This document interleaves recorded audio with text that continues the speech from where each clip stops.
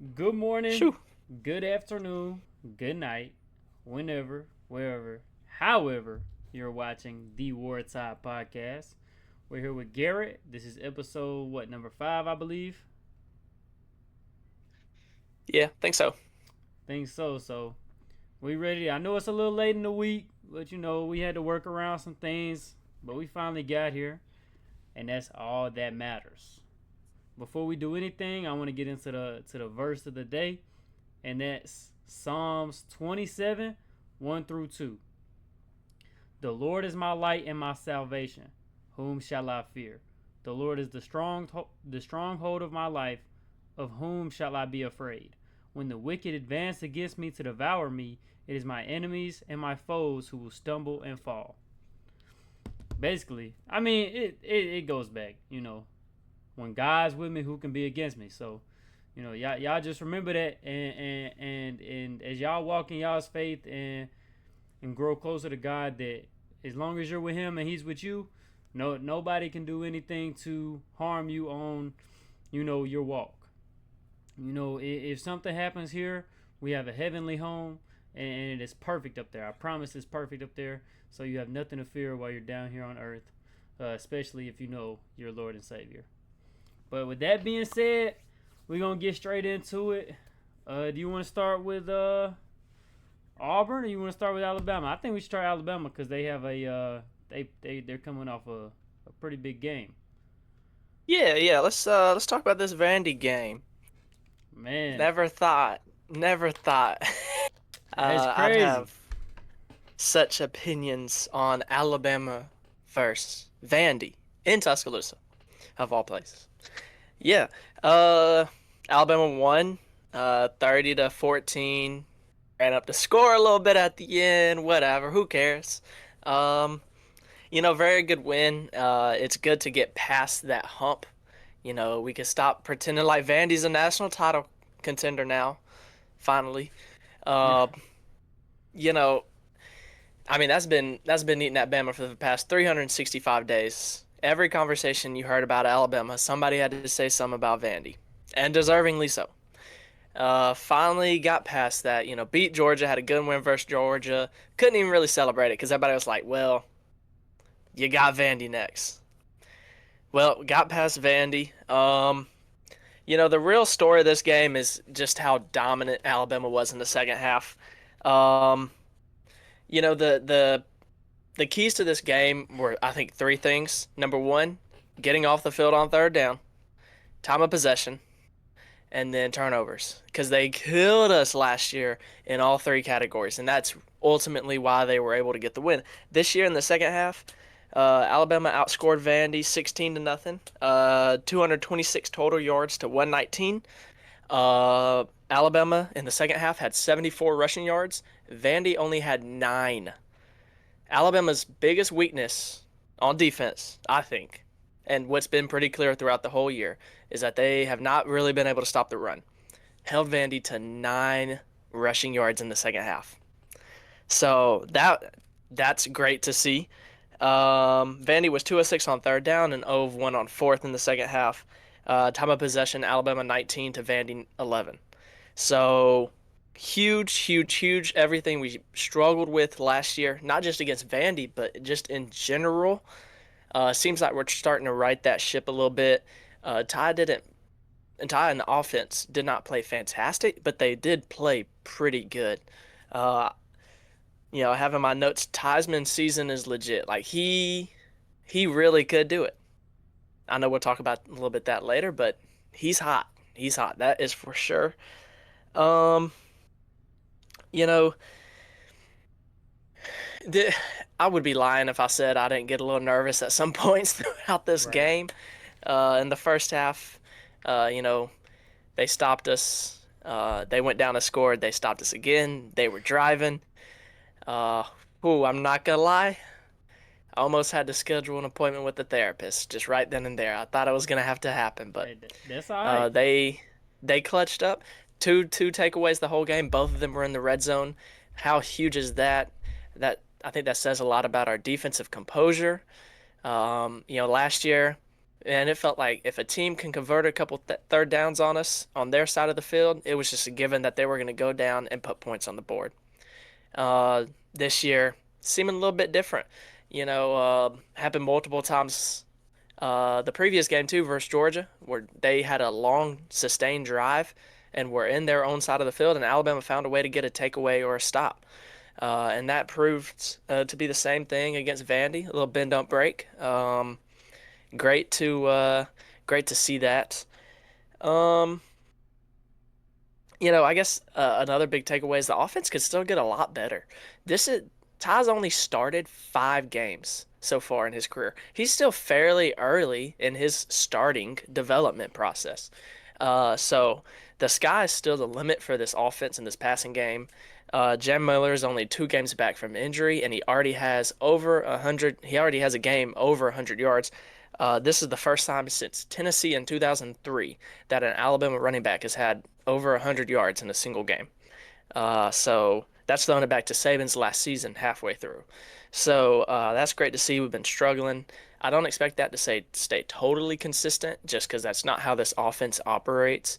But it's good to see that we can establish a running game if we really need to. Um, Penalties have been killing us under Kalen DeBoer, even the past couple years under Nick Saban. Um, Penalties, man, they were bad. They've been bad. They've been biting us in the butt. Um, this is the Vandy. We had less penalties than them. I think we had like 3 for 30 yards. They had like 5 for 50 something yards. That's only the second time under Kalen DeBoer that we have had less penalties than our opponent. The only other time was the previous week versus Georgia. So I don't know what's been in the water since we played FSU, but I like it because Alabama is arguably playing better than anyone in the nation right now. There's a couple teams, but if you take away that FSU loss, I mean, there's few teams that have looked as good as Alabama up until this point. So a lot to look forward to. Just gotta remember at this point last year where we were and how it ended up going. So trying to keep a level head.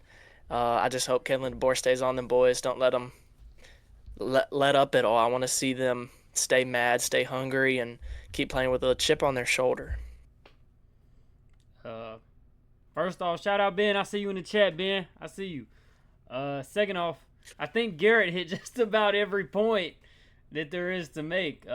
He hit all the good for Bama, so I guess I'll hit the Vandy side. I think, you said you confirmed that Vandy weren't championship contenders. I will say this: Vandy shocked me because They're good. I expected. I knew Vandy was a pretty solid team. I'm gonna say this, and I'm walking a very tightrope here. Vandy could have very easily won that game, but Diego Pavia made 2 critical mistakes, both in the red zone, and you can't do that against an Alabama team. It's just you just can't do that and get away with the win. So there's more. If I was an Alabama fan, yeah, you can be excited. Obviously, you shut up Diego Pavia. That's all you want to do after hearing it for so long. Trust me, as an Auburn fan, I've been hearing it for whatever 365 times 2 is. However, was that 470? Oh, whoa. I'm clipping that. I'm clipping Dude. that. Holy, that was a clip, Chad. That was not real math. That one might have to go in However the long ground, dude. that I don't know. was, I've been hearing it for 2 years. He's done it to me twice. So, trust. I know the Diego Pavia talk. Oh, we're frozen here. Technical difficulties should be fixed. We should be good to go.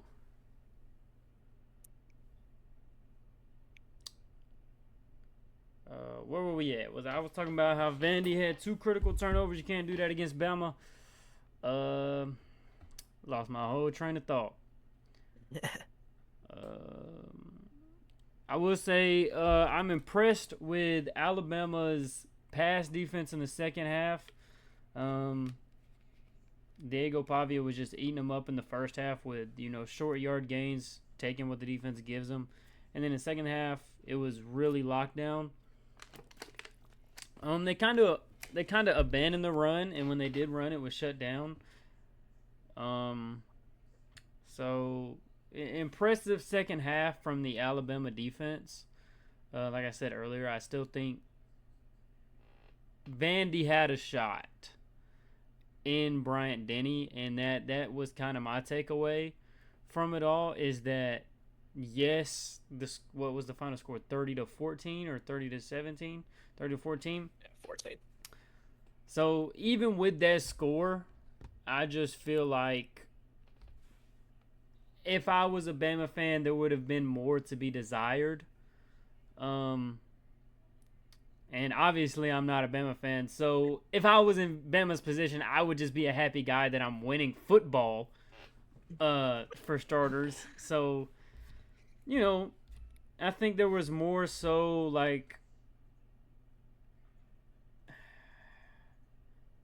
trying to say this in a not so condescending way to Vandy. I felt like it was just another Saturday for Bama, learning what they could do to improve on things, seeing where they're at, and I think they're going to be better next week against Missouri. We'll see. I guess we can transition right on into that game.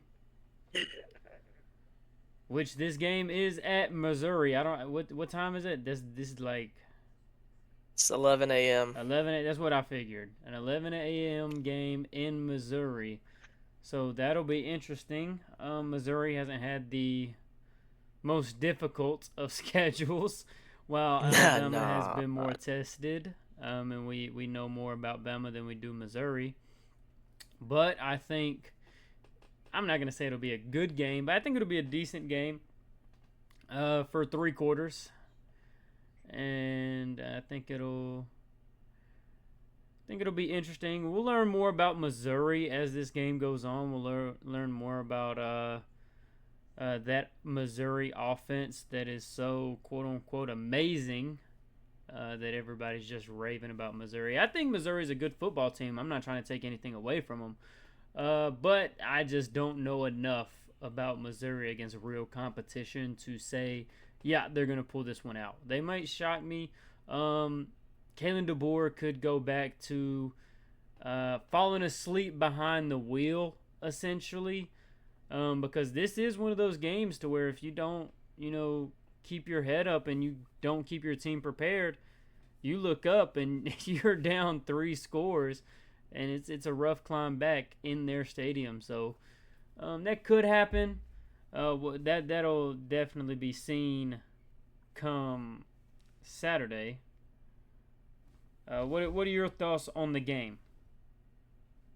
I think this is kind of one of those games that once we got past the Georgia game, looking down the road, this was going to be one of those tougher games.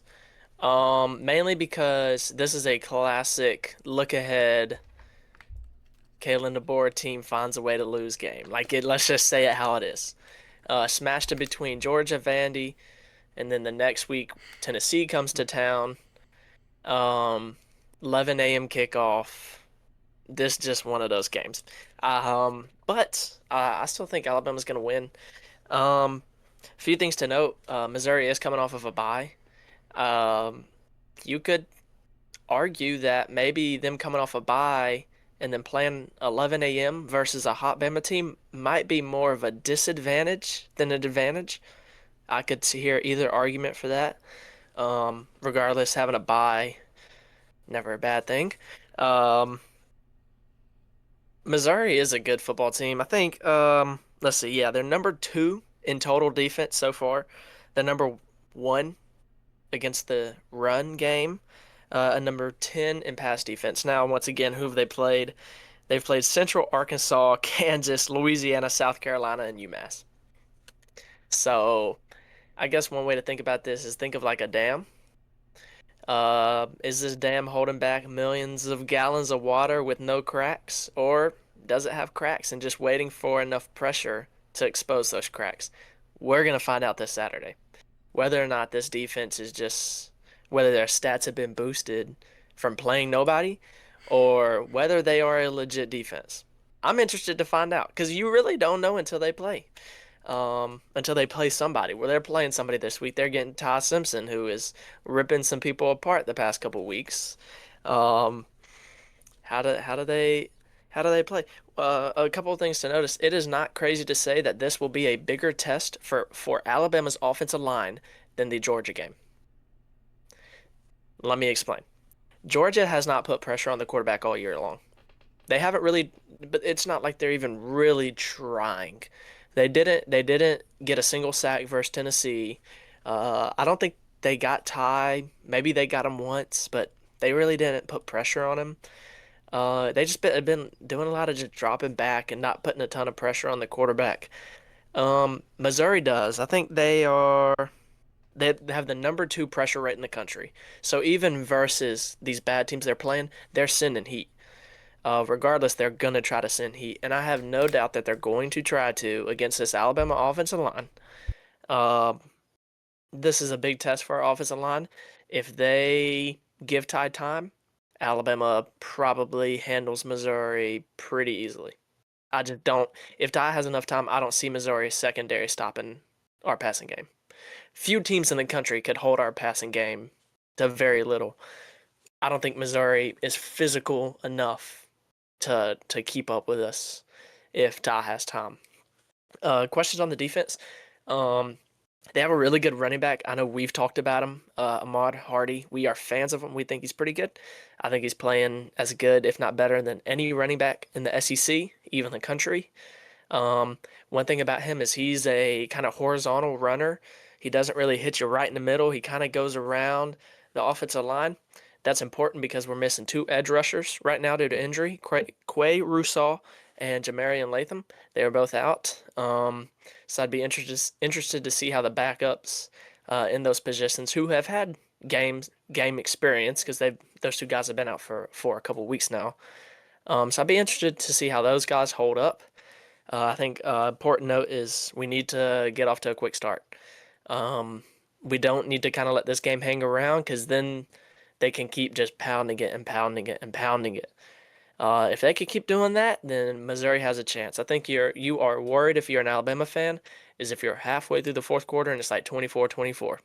That's when you start getting worried. But if you can jump out to like a 17-3 lead, 14 to nothing lead, you start kind of taking away that running game just a little bit. I think that helps you out a lot. Bo Prabula, he's looked really good so far. He can run the football too, which has given Alabama fits. So once again, important that we can force him to throw the ball down the field, because we don't need. Missouri really could come out with a Vandy like game plan from last year where they are just like pounding us over and over and over again. Yes, tell Kane Womack to stop playing three down linemen. I agree. I agree. This because look, that's why if we go back to this whole can't get off the field on third down, the quarterback can run. If it's 3rd and 5 and the quarterback just got 5 yards and he does that 5 or 6 times, I mean, Alabama could be in trouble. Now, we said that versus Vandy, and the defense responded, especially in the second half. So I'm hopeful that that's the same thing. Biggest thing is these boys need to wake up. According to Kalen DeBoer, he said, before they even left the locker room last week, guys were already talking about Missouri. Doesn't seem like they're overlooking them at all. I sure hope that's true. If Missouri gets our full attention, which they should because they're a good football team, then I think we should go up there and handle our business. And it just be another Saturday for Alabama football. Um, yeah, I don't know. I guess fun fact for this game would be uh, the closest game that Alabama's won versus Missouri happened in 1978, and Alabama won by 18 points, which means since then Missouri hasn't even gotten within 3 touchdowns of Alabama. So maybe more Missouri's kryptonite. I don't know. We've been killing them since for the better half of 50 years, so hopefully that remains true. Um, I would like to get to see some other games tomorrow and not just have to stress about Alabama. So if they could help me out with that, that'd be nice. uh, fun fact about Ahmad Hardy. I was following him while he was in the transfer portal because obviously there was chatter of him coming to Auburn. So I'm following it, and all you hear is Auburn, Ole Miss, Auburn, Ole Miss, Auburn, Ole Miss, and then out of nowhere, he just signs and commits to Missouri. And that's like, dude, what are you doing? Nah, Ahmad Hardy is a baller.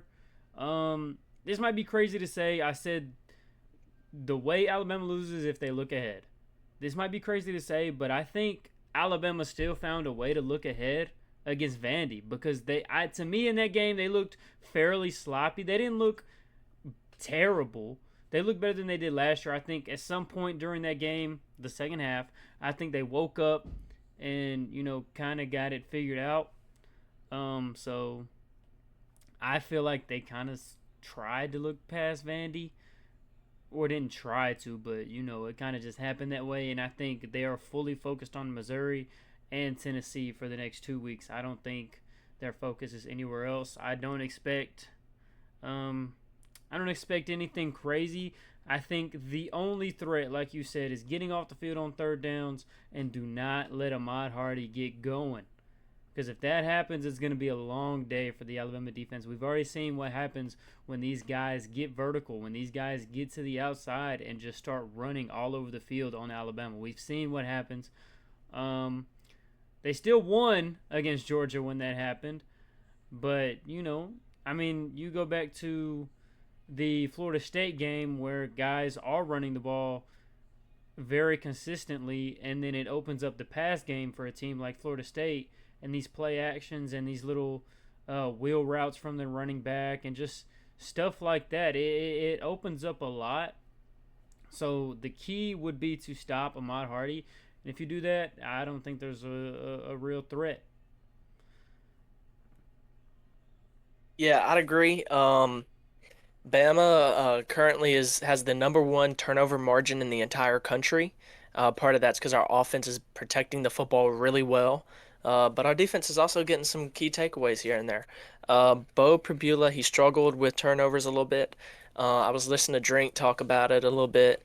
One area that he needs to improve on is he tends to step too far in the pocket to where he takes his space, but he takes too much space to where it's actually creating him less space. So I think if we can get around the edges, force him to step up where he's been making some mistakes, force a couple turnovers, that kind of plays off taking away the running game a little bit. If we can do that, if we can win the turnover battle, don't let penalties kill us. Don't let Ahmad Hardy just destroy us. Um, I don't, I don't see a way outside of anything crazy that Missouri wins this game.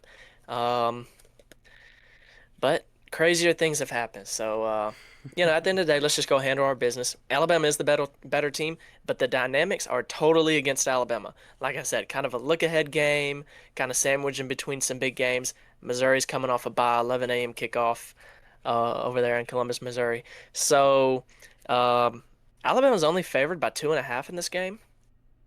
It's a very low number, kind of a scary low number, but whatever. I think very simple. Alabama, go handle your business. Win the areas that you should win on the offensive line, in the secondary, in the pass game, and we'll be leaving with a win. We'll be heading to play Tennessee, and the sky's the limit. Sky is the limit. That'll be a conversation. I can't wait to have that one. But with that being said, I don't have anything left on the Missouri Bama game, unless you have anything. I don't know if you saw.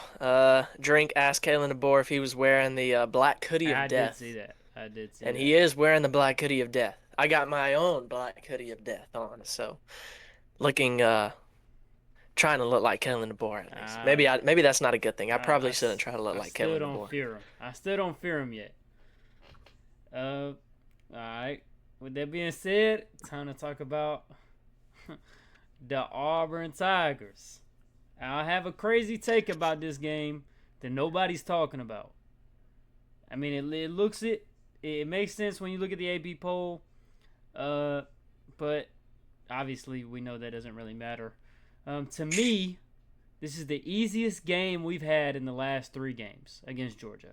I think Texas A&M is better, and I also think Oklahoma is better. We played both of those teams in their stadium.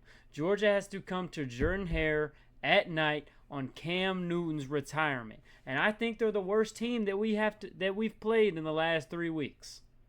Not saying Georgia's bad. I just think Texas A&M and Oklahoma are better.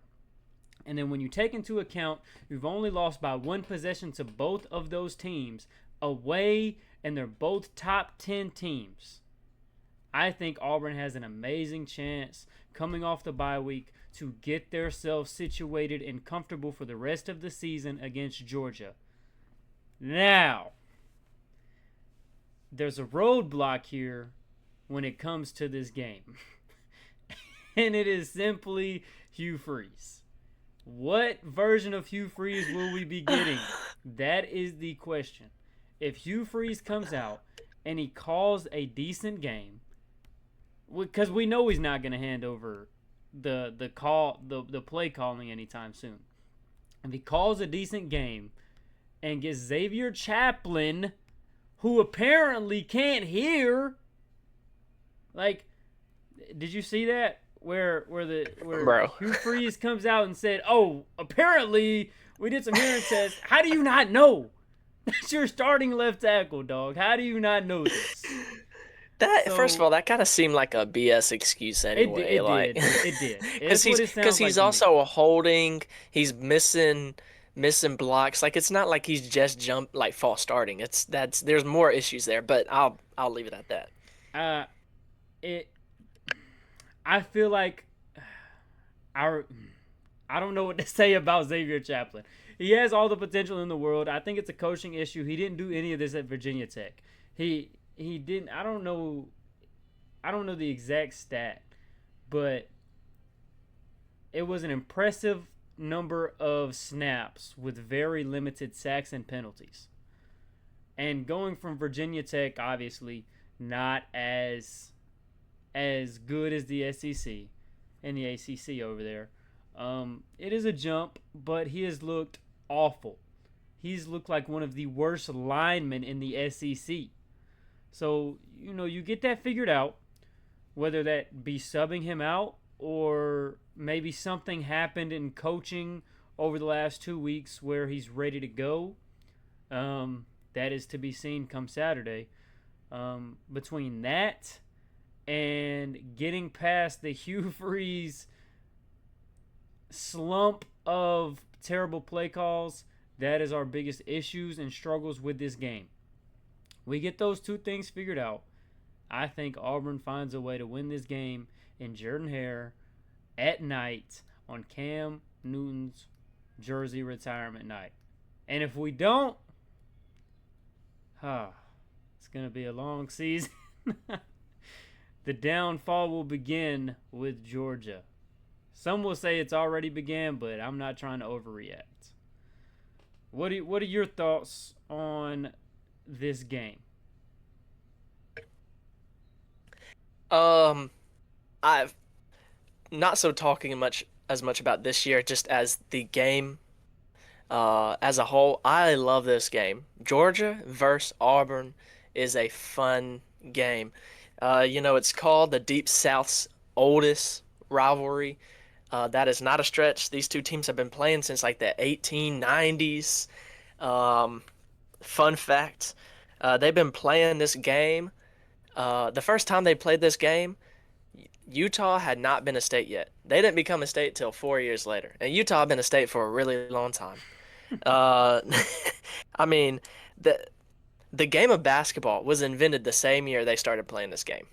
That's So, crazy. yeah, they started playing this game 40 years before the SEC became a thing. So they've been playing it for an incredibly, incredibly long time.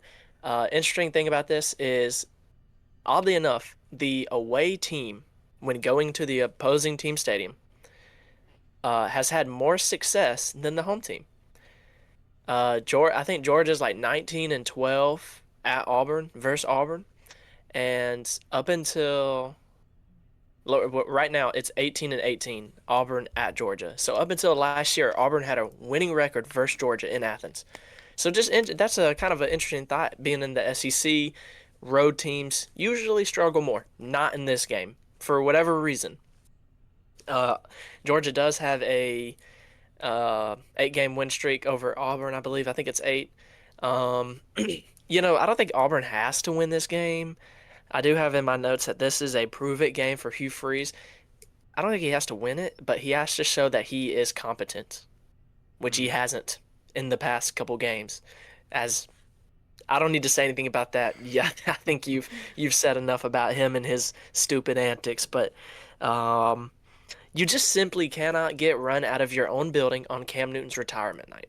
You just can't. Um, you know, the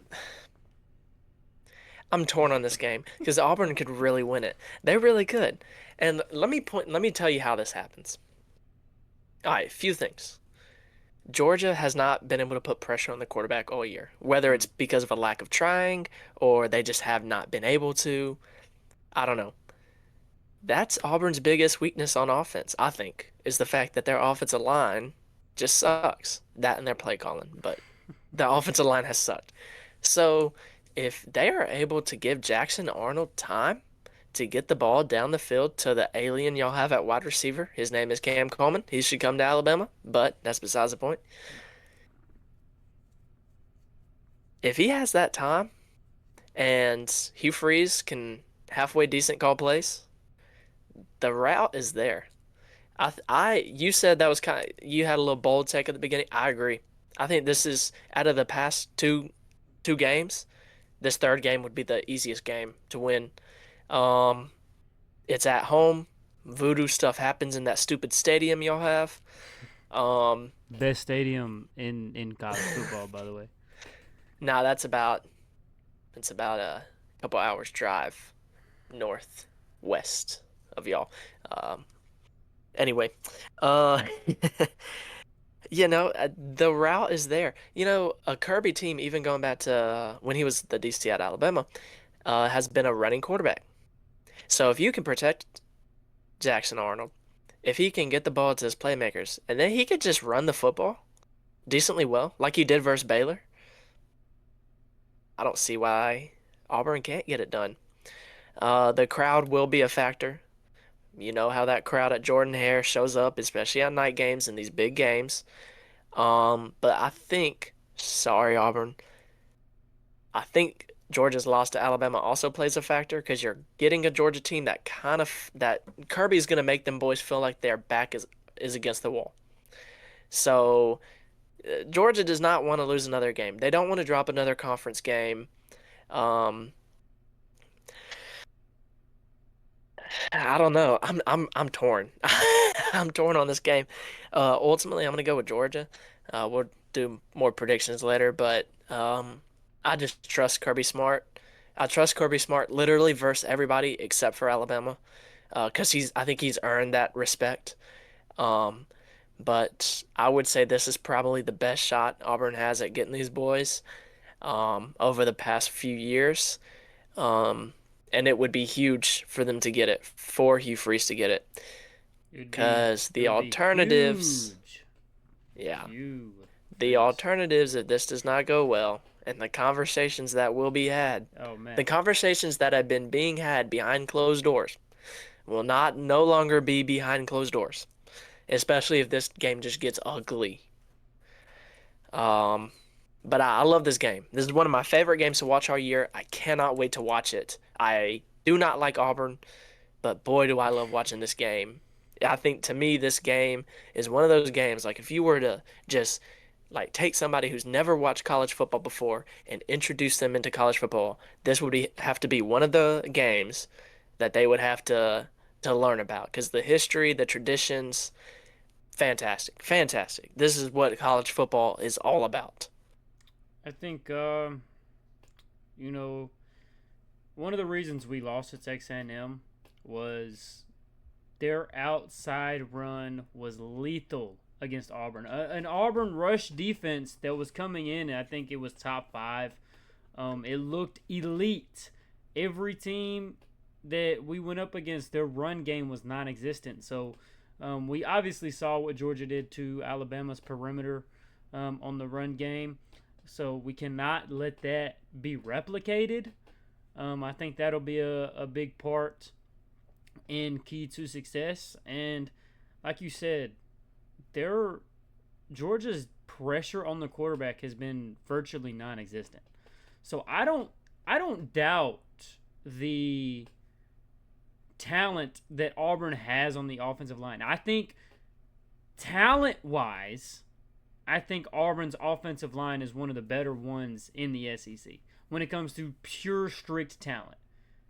Can the coaches get it in their heads to be dominant, protect the quarterback, right? So if they do that, which I think they will this week at Jordan-Hare, it's up to Jackson Arnold to get the ball out or run or throw the ball away. There's simply no no outside factors for Jackson Arnold. If you take away that pressure, if you have 4 seconds in the pocket, you have to make a play. I think the average time in the pocket is 2.5 seconds. It might be a little bit more than that. I don't know the exact number, but I think it's around that. And if you're getting a second and a half more than that, you have to be making plays. Um, I kind of predicted this with Ryan Williams in Georgia. I said I don't think Georgia lets Ryan Williams beat them. He had 0 catches for 0 yards. I believe that's correct, right? I don't think he completed a. I don't think he had a singular catching stat. He had a drop. I know that. I think he did. Not much though. I think 0 in the second half, maybe. Um, I know Let me that he double check was that. a You can keep talking. limited factor. I think it'll be the same way with Cam Coleman. These defenses, you can say all you want about the lackluster offense Auburn has had, but the proof is in the pudding, and these teams are scared of Cam Coleman and Eric Singleton. Yeah, Eric Singleton on the outside. I thought I said Keandre Lambert Smith for a second. Uh, but no, these teams are scared. They're playing back. They're opening up the box. So get the run game going, please. I think the pass game will open up. I think Cam Coleman does find a way to have a fairly good game. I think Eric Singleton Jr. is the premier wide receiver this game. I think he's the one making the plays with a lot of short catches, run after catch, screen plays, jet sweeps, slants across the middle, stuff like that. And I think they're so scared of the deep ball that they leave that spot in the field open. I think Eric Singleton has himself a day. And honestly, you contain Georgia's run game and you protect Jackson Arnold and he makes the right plays. I don't think it matters what else can happen. I think that is the clear, without a doubt, shot to success, given the factors of everything else. Being that it's a very big game for Hugh Freeze's future at Auburn. It's the first important game in Jordan-Hare this year. It's Cam Newton's retirement.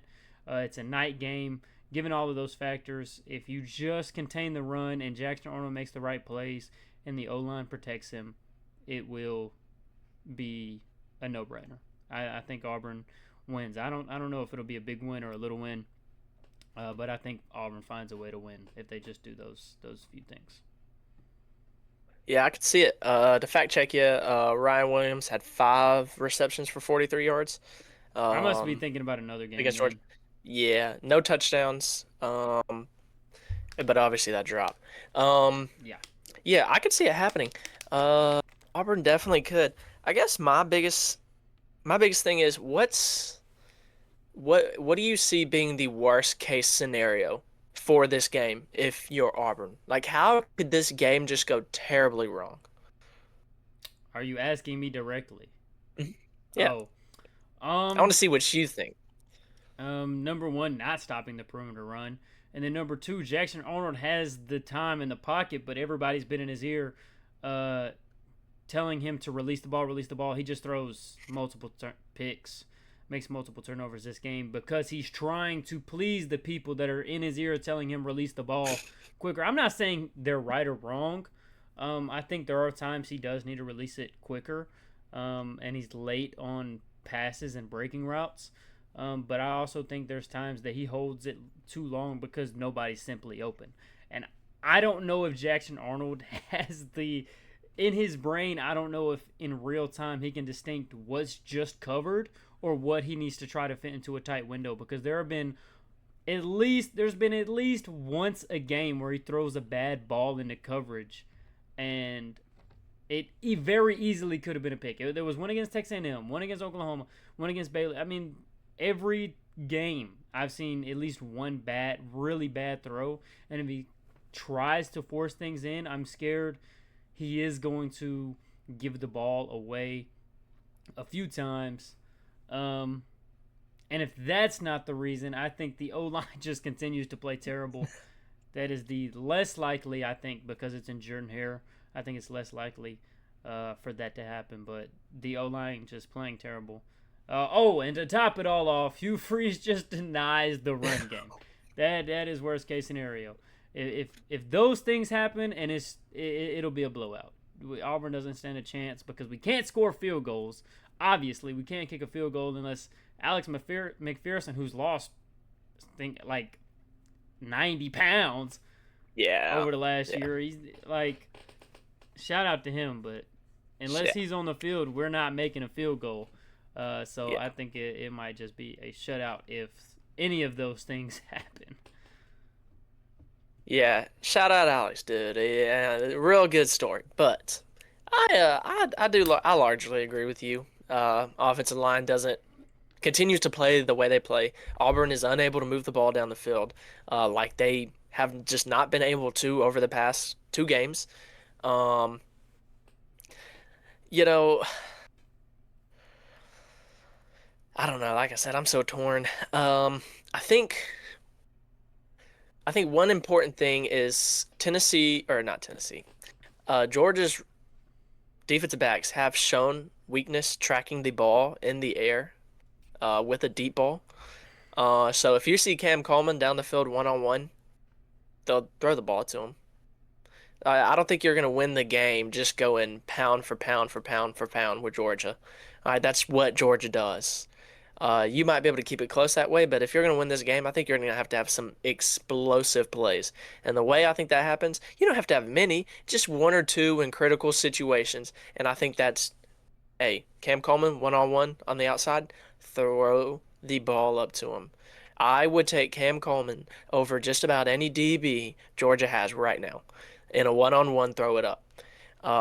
So don't live and die by that, but if it's there, take it a couple times. Let him go up and get the football.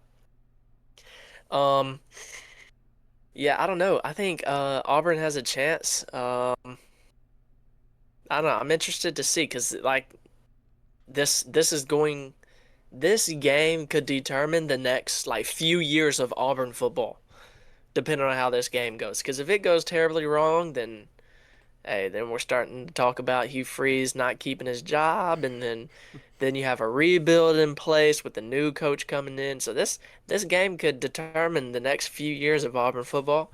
So I'm interested to watch it. Yeah, I want to see what Auburn's game plan is coming into this. Like, do they run the ball 10 times, or do they run the ball 30 times? I think we're both very interested to see that game plan. Yeah, the obvious answer is they should run the ball like 30 plus times. They're about to run it like a good 14. Hugh Freeze is going to say take it or leave it. Shoot, so but then quarterback draws are going to happen. Best believe that.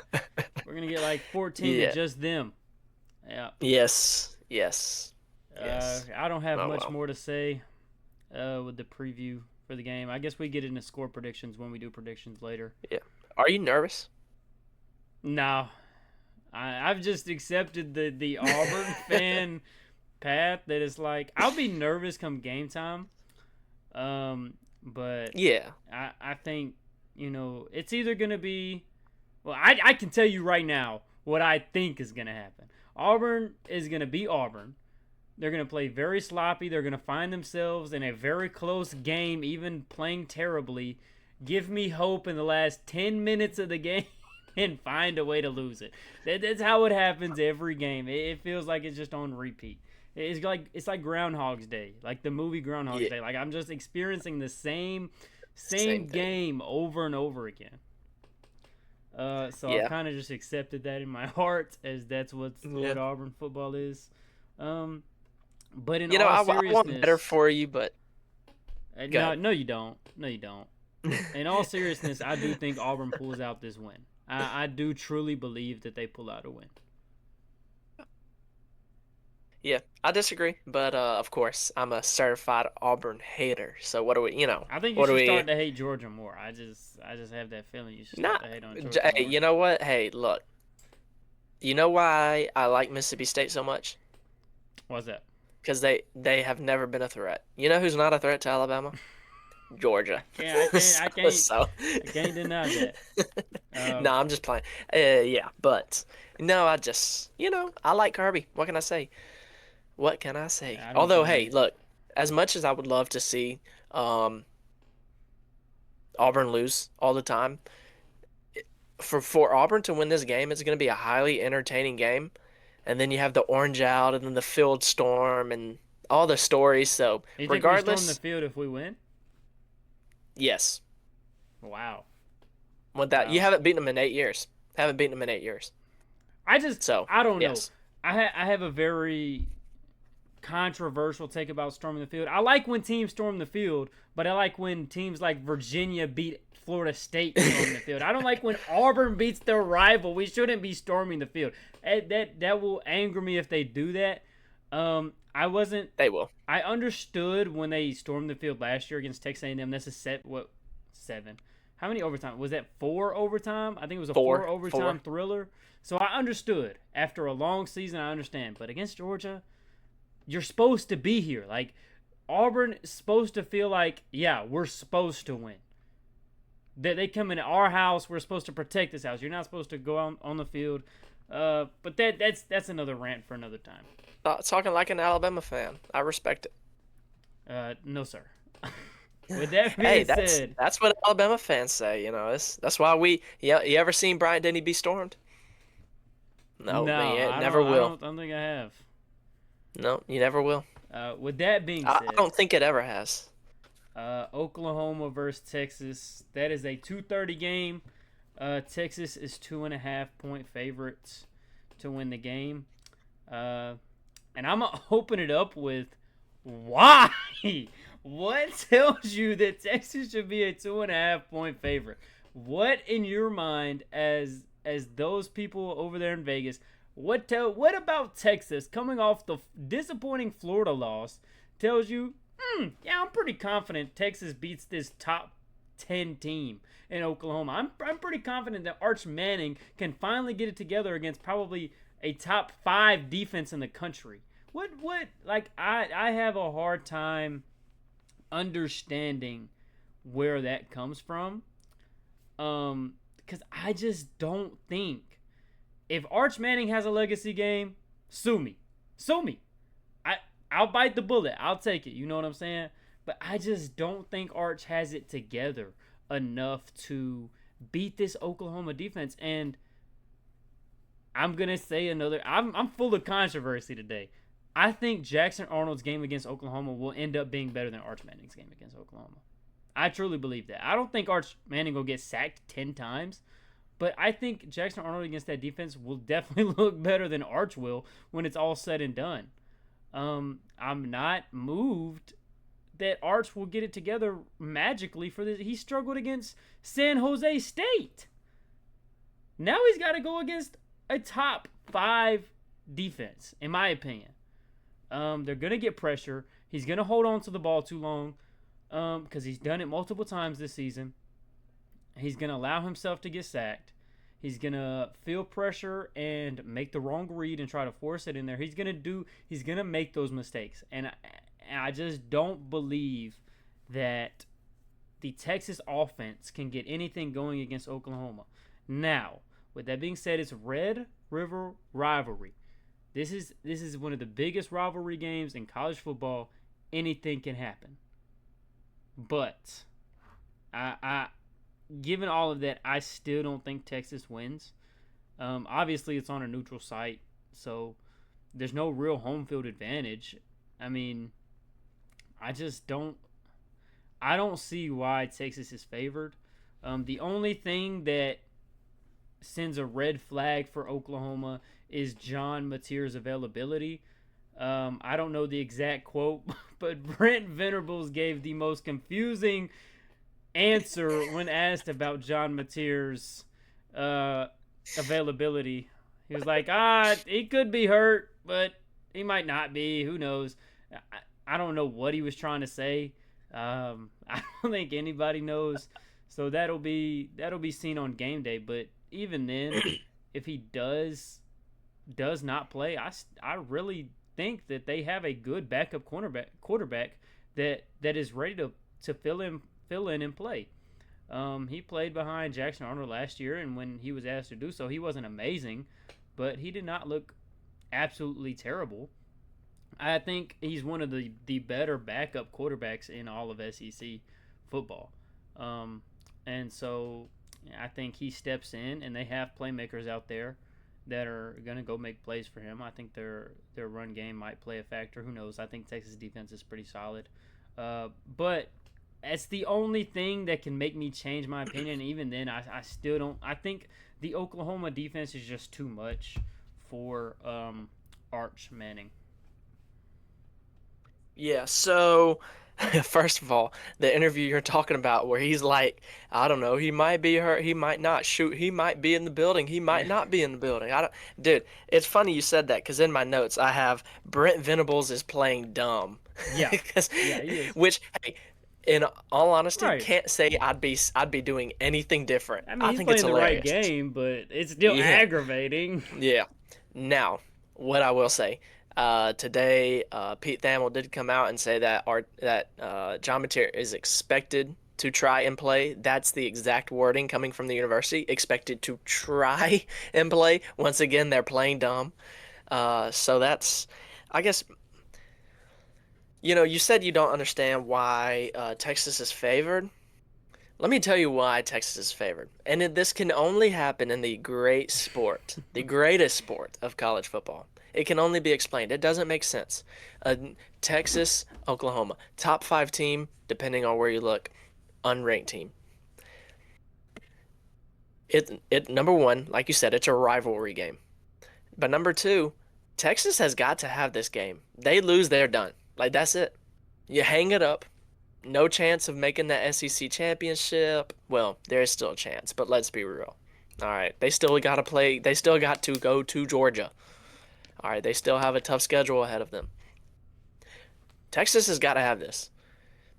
Everything that they have prepped for all offseason doesn't want to say goes away, but like this team was hoping to be hoisting the national championship trophy at the end of the year.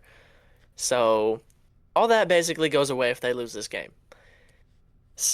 That's how it has to happen. I'm interested to see just how effective John Mateer is. He's been extremely effective all year. Against Auburn, at a 306 total yards on offense for Oklahoma, he was responsible for 300 of them. 300 out of 306. That man has been Superman for Oklahoma.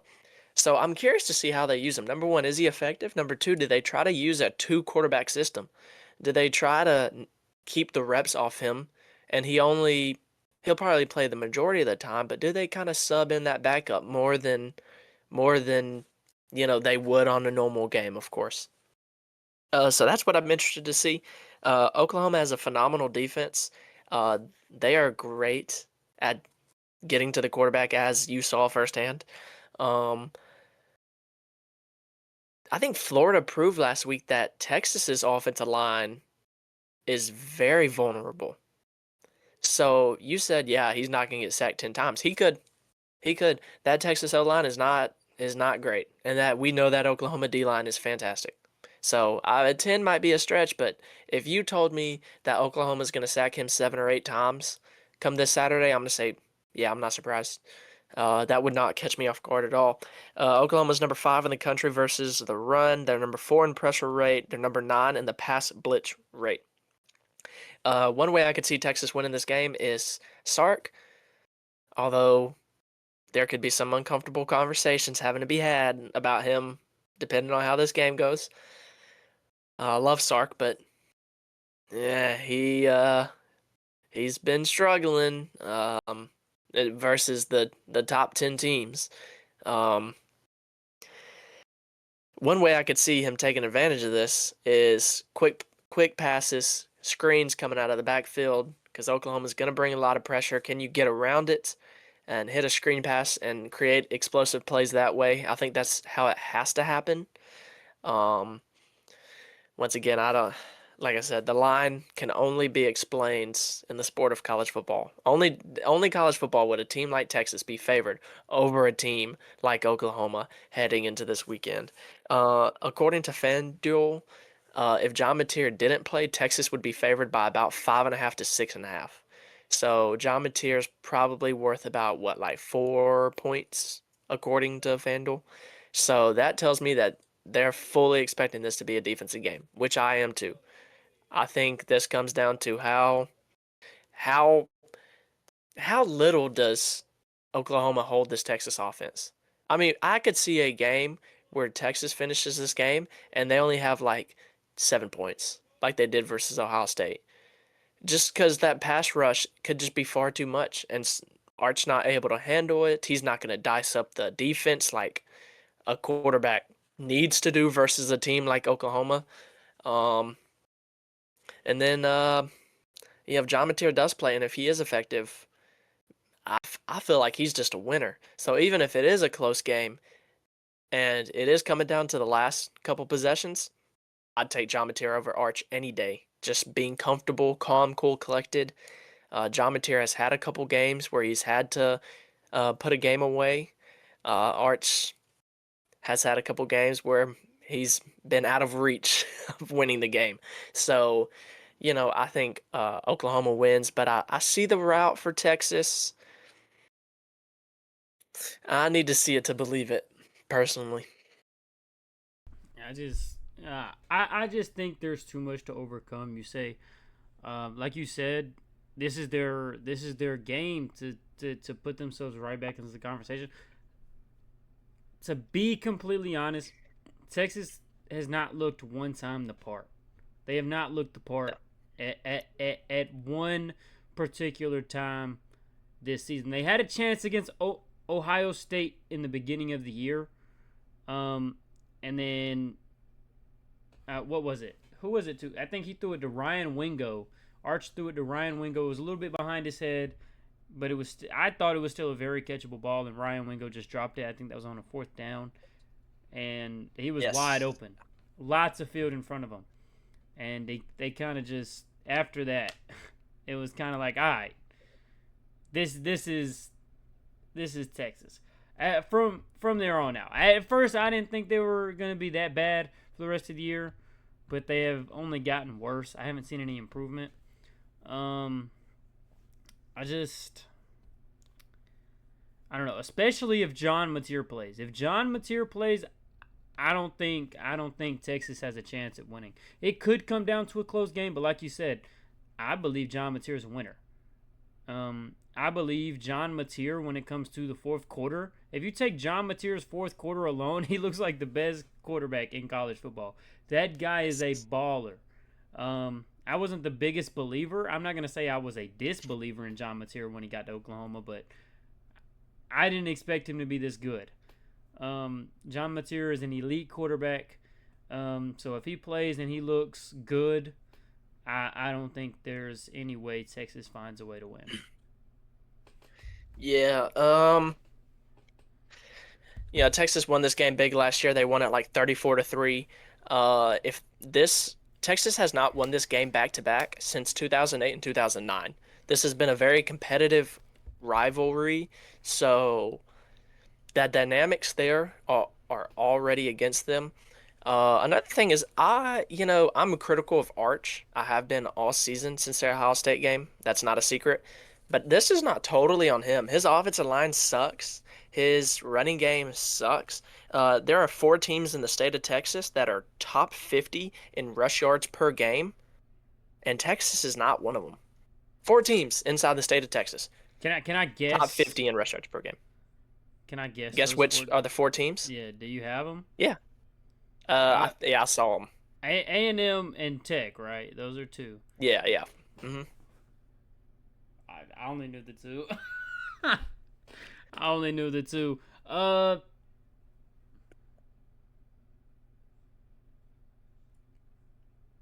is Houston in there? I think Houston was one of them. Wow, wow. If Houston is one of them, that's insane. And I don't. I can't even guess on who the fourth team would be. I think the other one's like Like UTEP. TC, It's a TCU, G5 or something like that. UTEP. Yeah, that makes Yeah, sense. yeah. But not Texas, not the preseason Not number one team in Texas. the nation. Wow. Not what the incredibly genius AP voters voted as the number one team in the nation come Which preseason. makes no Not sense, that by the team. way. Not that team. Whatever. Whatever. Anyway, but yeah, Arch doesn't have help. So Arch is not playing good. He doesn't have help around him. If John Mateer's healthy and plays like he has been all year, man, if you told me Oklahoma won by like 17 points, I'd be like, yep, yep, yep, That yeah, sounds I right. believe Yeah. it. I would not be surprised. So, uh, love this game. This is one of my bucket list games to get to go to. Yeah, that would be fun. So, so I don't know. Interested to see what happens. I'm hoping Oklahoma wins. I think you're probably also hoping Oklahoma wins this game. Yeah. But I mean, either way, it doesn't really affect me too much. I don't think it'll really affect me come the end of the season, anyway. I don't have anything more on the game. I think Oklahoma solidifies themselves as contenders. That's the only other comment I would have. Yeah, no, they could. I could see that for sure. Uh, so with that being said, we're gonna get into the Indiana versus Oregon game. I'll let you open because I opened the last two in a row. Yeah, Indiana, Oregon. This is a 12:30 local time kickoff out there on the Pacific Coast, so it's like 3:30 our time. I think it's yeah Um, 3:30, 2:30, something like that. yeah, something like that. 12:30 game over there. Oregon's favored by 7.5 at home. The over under 55 and a half. So these are two offenses that can get up there in the points, especially Indiana. Quick note right off of that. If Indiana, I think the higher score in this game is, the better chance Indiana has, just given their offense and how they operate. Mm-hmm. You know, think they scored like 56 versus Illinois or something. So I think if Indiana's gonna win, it's gonna have to be a highly offensive game. Um, Oregon does lead the series all time, 2-1. But Indiana, the last time these two teams played, Indiana did win. That was back in 2004. These two teams have not played since 2004. Not hard to believe, um, given the fact that they've been in separate conferences since then, up until last year. Um, this I genuinely believe, and we'll talk a little bit more about Heisman's later. The winning team of this game, their quarterback is poised to be a runner for the Heisman Trophy because both of their quarterbacks are in the top five in Heisman Trophy odds right now. So whoever wins probably is going to be number one come next week, come Sunday or whenever they release the new odds. Um, I think we're gonna find out more about Indiana than we do about Oregon this game, regardless of the outcome. Um, I think we're fairly certain like Oregon, they're a good football team. They're more than likely a playoff team. This is where we're gonna find out whether or not Indiana has taken a step from that outside looking in team, to being a actual legit team. This is where we're gonna find out just how much of a winner Kirk Signetti is. Um, I don't know. I have an interesting take on this game. I'll let you share your 2 cents before I get into this. By the way, Kurt Signetti is a winner. Look him up. Or oh wait, Yes, Google him. That's what he Google said. him. Yes, That guy's Google him. Like, hilarious. hey, I'm just going off what he said. He's a winner. Uh, no, I agree. I think Indiana can really prove something here, and I don't think um it would be crazy to say that they did pull something off. My one thing that's giving me questions about the game is it's at Oregon. Yeah. And that's going to be a tough crowd to overcome.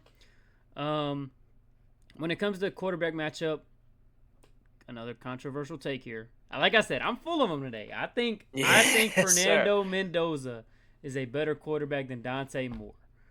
I Um, 100% agree. I think if 100%. you take away what Dante Moore has, he won't be as good. You put him in a different system. I think just that Oregon offense. You can put anybody back there and they're set up to succeed, as long as they have the pieces around them. I mean, as long as it's like a half decent wide receiver room, they have the pieces to succeed because with the Oregon offense historically has just been really good. Um, and I think Fernando Mendoza can do more with less. Um, and so for that reason, I think he's a better overall quarterback. Again, that's a controversial take. A lot of people won't agree with that just because of the numbers. Um, but I think Oregon has been better defensively than they have in past years, which is not saying a whole lot because Oregon's defense isn't necessarily ever great. But it's looked pretty solid this year, and depending on how Indiana plays defense against Oregon, which I think they can play really good. I really like their safety Amari Farrell.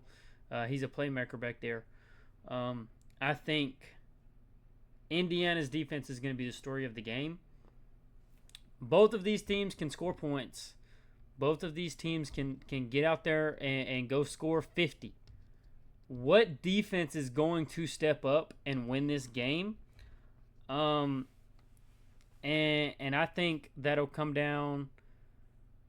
I think that comes down to two things for Oregon: coaching and the crowd. And those two things, I don't, I just, it's hard to go against Oregon considering those two things. Um, Now Signetti can show me a lot right here and prove me wrong. And if he does, I will be sold on Indiana based off this win alone, because it would be one of the most impressive wins of the season. I think right now the most impressive win of the year is Oregon beating Penn State during their whiteout and Bama beating Georgia at night. I think those are the two most impressive wins of the year. Do not clip that. but You read my mind, but dude. Dadgummit. Go ahead and say it. Say roll if tide. Do it again. if no, if Indiana can win this game, I think that'll be the most impressive win of the year. Um, but like I said, I think it comes down to what defense steps up and can Indiana get over the crowd. Yeah, I agree. The crowd's going to be a factor. Luckily for them, it's not a night game. Game day is going there, so they will be ramped up. They're early. I think game day starts like 5 a.m. local time over there, or something insane. That's 6 a.m. local time. So they will be there. They're probably already lined up for game day down there Yeah. or up there. Um, Look, I haven't picked any upsets yet this year. I haven't. Go look, go look. I've always picked the team favored, except for when I was picked Alabama, which, let's be real, of course I was picking Alabama to beat Georgia. Um, this Look, I think Indiana's legit. I think their offense is legit. Look him up. He's a winner. That continues this Saturday. Give me Indiana to win this game. I'll talk a Okay. little bit more in my predictions, but I Okay. think Indiana wins this game. I like Uh, that. I like that. I can't You explain could it. sway me. You could sway Yeah. me. Hey, look. You said, you think it's controversial. Fernando Mendoza, better quarterback than Dante Moore. I think Fernando Mendoza is is one of the best quarterbacks in the whole country, and I think he is Mm. better quarterback than Dante Moore. So Give me Indiana. Give me what I think is a better quarterback. Give me a guy like Kirk Cignetti who could really put himself in the conversation of being one of the best coaches in college football outside of the one and only Kirby Smart. There's kind of like a battle between who that is, between Sark, Dan Lanning, Ryan Day, James Franklin, Kalen DeBoer. Kirk Cignetti could put himself in that conversation. He could. Um, I think Indiana gets it done. I can't wait to watch this game. Alabama, please blow out Missouri so I can watch this football. Oh, wait, it's not at the same time. Forget I even said anything. Regardless, this game will be played. What is that? Local time? It's like 2:30 I think that'll here. be So, 2:30 here. yeah. Looking forward to it. There's a lot of good games that I'm really interested in watching. Yeah, this is a good week. Um, Good week. I probably, you know, I picked Oregon to beat Penn State at Penn State in the whiteout. I don't know. Maybe the road team has success. Although, hey, look, dude, if I manage to predict this one, I need to start like placing some bets because at that Yeah. point I'd been Yeah, on go a ahead. I'm gonna heater, start just copying whatever you're saying for the predictions. a heater, because I've picked some interesting ones lately that have gone through. But I need to stop picking the basic games, and I think this is a fun game. I think I don't know. Give me Indiana. I like Indiana. Give me the winner. He said it himself. He's a Yeah, winner. he said it, and then he Yeah, didn't he said it. necessarily back it up last year. But hey, Hey, this you is know, a new year. This is a this new year. this is not Indiana from last year. This is No, Indiana 2025. it This is is a big game Indiana. it is a completely new team, and I think it's a better team. Uh, I'd agree. Only other comment I have is I watched Fernando Mendoza against an Auburn defense at Auburn go 18 Yeah. for 18 and a half. I hate Fernando Mendoza. I just want that to be known. I hate that guy, but he is a baller. Do you hate Fernando Mendoza or your secondary No, I hate Fernando for Mendoza letting him do that? because our Oh, fair. secondary was actually pretty solid last year. Oh, so he just torched y'all. Yeah, So he was fair enough. balling last year at Cal. That's Fair enough. Yeah. Well, look, hey, Oregon's got yeah, young guys, transfer guys, freshmen on this in the secondary, and that was a concern of mine versus Penn State's running game, them being able to get on the edge and the DBs not being able to make a play. This defensive secondary for Oregon, this young defensive secondary, is going to be tested. Regardless of how this game goes, they are going to be tested. So, dude, give me Fernando Mendoza and the wideout group to just be able to just establish their will throwing the football. I'm excited. I'm excited. Yeah. With that being said, we go to Michigan versus USC at USC. USC is favored by 2.5, which I am surprised by that. Usually, over in Vegas, they like to go with the bigger name. So I am surprised that they're going with. Two big names. Two big names. Yeah, it's two big names, but one has been significantly bigger in the last few years for Yeah. obvious reasons, beating Alabama and winning a national championship. And putting a coach on But another team's sideline. does the national championship count? That's all that matters. Yes. Yeah, It- I think it does. As long as it counts, they can cheat however they want. They didn't take away Tom Brady's Super Bowl wins. They didn't take those things No. away. No, they did not. Hey, I think the matchup is very obviously Michigan's defense versus USC's offense. Who's coming to play?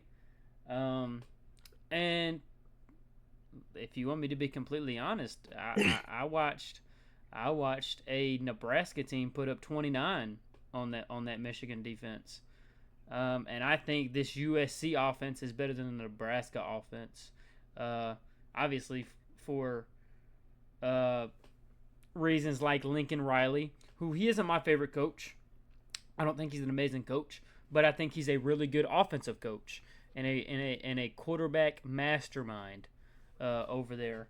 So I think this USC offense wins this game considering it's at USC. And I think this will kind of put Lincoln Riley back into certain conversations that I don't think he belongs in, but I think he will get himself there because he did at Oklahoma. Um, and then Oklahoma said, "Yeah, we're going to the SEC." He said, "Nah, I'm out." Peace out. And I I don't think want the he's gonna, smoke. I think he's gonna re-enter those conversations with USC. Um, and so, like I said, I don't think he deserves it. I don't think he's an amazing coach. Like I said, I think he's an offensive guru. He's great at offense. He's a quarterback mastermind. You look at the people he's had: Kyler Murray, Jalen Hurts, Caleb Williams. You look at these guys, and now I don't know how to pronounce this guy's name, but their Data quarterback is, Miava. yeah, Miava. Miava. Miava, Is something that like how that. you say it? I don't know, I think it's my Ava. It don't matter. but that guy's a baller too. Um, and so Oop. I think they find a way to get it done offensively. Um, and so the only question I have left about the game is, can Bryce Underwood win this big game for Michigan at USC as a true freshman? And my answer, no. He couldn't do it against Oklahoma. His best game that mattered has came against Nebraska, which very impressive win. I'm not trying to take that away from them, but I do think Nebraska's here, USC's here. I just think it's another step, and I just don't know if he has enough as a true freshman to get it done. Yeah, I thought we were gonna disagree on this one. I'll be honest, but we agree. I think USC gets the win. I think their offense is just too much. I don't think it's a bold statement to say that since Lincoln Riley has been at USC, Jaden Miava might be the quarterback that fits his system the best. That's even looking at a Caleb Williams. Jaden Miava and Lincoln Riley are a match made in heaven. The way Jaden can play, the way Lincoln likes to coach his quarterbacks, which he's a phenomenal quarterback coach, offensive guru. He has the Heisman's to prove it. Um, Jaden's a baller, dude. He's got like almost 1,600 yards, 11 touchdowns, only one interception. He's only taken 3 sacks all year. Um, yeah, like you said, USC offense, Michigan defense. I just think USC scores too much at home. I think they have like the number one points per game in the country right now. Might want to fact check that. If not, they are up there. Um, but they have a really good offense. They can score points. Probably go on the lower scoring side just because I do respect Michigan's defense a lot. But at the end of the day, I think that USC offense is too much. I guess to talk about the other side of the football, Michigan's offense, for whatever reason, they are inept at being able to throw the football. Even though Bryce Underwood probably could throw the football if they put him in the right system to be able to throw the football. Simply put, does Bryce Underwood just establish his will, play really well, run the football fantastic, which he is capable of doing because he is a freak athlete at the quarterback position? Um, I don't know. That would have to be. I think you're gonna have to score to beat this USC team. I don't think you can win Right. a 20-17 game. You're gonna have to put up some points. You're gonna have to. There's just no way you are going to be able to win a game and not hold USC to 20 points. There's just no way. So, do they let him throw the ball a little bit? Do they try to get some more explosive plays? Justice Haynes been playing really good for them this year. It's crazy what happens when you put a good running back in a good offensive run blocking system. Something Alabama could not do with him. So, can they get explosive running plays? Justice Haynes is really good at getting explosive running plays. He'll pound at you, pound at you, pound at you, and then boom, 40-yard run. That's what he's been doing all year. If he can continue to do that, which against this USC defense, although they are improved, in my opinion, to previous Lincoln Riley defenses since he's been at USC, they finally are getting a little bit bigger, more physical, um, to match more of a Big Ten play style. It's not fantastic, but it's a little bit better. Um, you know, then that would have to be the route. This is by far going to be the best defense USC's played so far. So how did they respond? But yeah, give me USC at home. It is a late game, I believe. Let's see. It's 6:30 here. Yeah, so 4:30 local time. So that'll be going into the night. Dozens and dozens of people will be at the Coliseum to watch this game. I don't know. I think it's going to be a good game, tight game, but I'm going to take the offensive team at home. You were right. They are ranked number one nationally in Oh, points okay, per game. cool. That's what I thought. They're also ranked 18th in yards per game. Uh, Yeah, I don't doubt it. I was doing a lot of hating on Lincoln Riley. I do want to like the love part of it. I love watching Lincoln Riley's offense. I think he's an Yes. amazing play caller. I think his offense is really good. He doesn't try to do too much. He has those plays in his back pocket, but he just dices you up. You never know what he's gonna do next. He's a very balanced guy, um, and right when you think, oh, I know what he's doing, he knows that you know what he's doing, so he counters it. He's really fun to watch with his offense. I'm more of an offensive guy. I could watch offense all day. Well, if I watch a game and I have no pull for either team, my wife could ask me who you going for. I'm gonna just start saying whatever team has the football. I like watching the offense. So Yeah. he's a Okay. fun guy to watch. Um, I, I just think there's too many questions about Bryce Underwood for me. And like you said, this is the best defense at USC that Lincoln Riley has had. Does that say a lot to me? No. But with an inexperienced guy like Bryce Underwood in an environment like this, when USC has a chance to be back in conversations that need to be had, um, I think they are ready to prove something over there in Southern Cal. I think those fans are ready for it too. Yeah, this is actually a big game for Lincoln Riley, period. Yeah, Um, they this could define the next. Yeah, I said this game for Auburn could define the next few years for Auburn. This could define the next few years for Lincoln Riley, because there's no doubt there's money over there, so the buyout's not an issue. Getting the new coach is not an issue. Um, Lincoln Riley, they could get frustrated with him if he goes another 7-5, say. He does right. not need to do that. And this game is important for him. For number one, momentum. Momentum is really important at this stage in the season. We're coming right up at the halfway mark, which is weird to say, but we are. Um, Yeah, yeah, this, I think this is honestly, it's a must-have game for both teams. Um, this would be halfway through the season. Whoever loses will have two losses on the season. And the hardest part of their schedules will still be yet to come. Michigan still has Ohio State. USC, I forget who they play. I think they still uh, have Oregon they ahead of have them. Notre Dame, Nebraska, and Yeah, Oregon left. yeah. So some tough games ahead.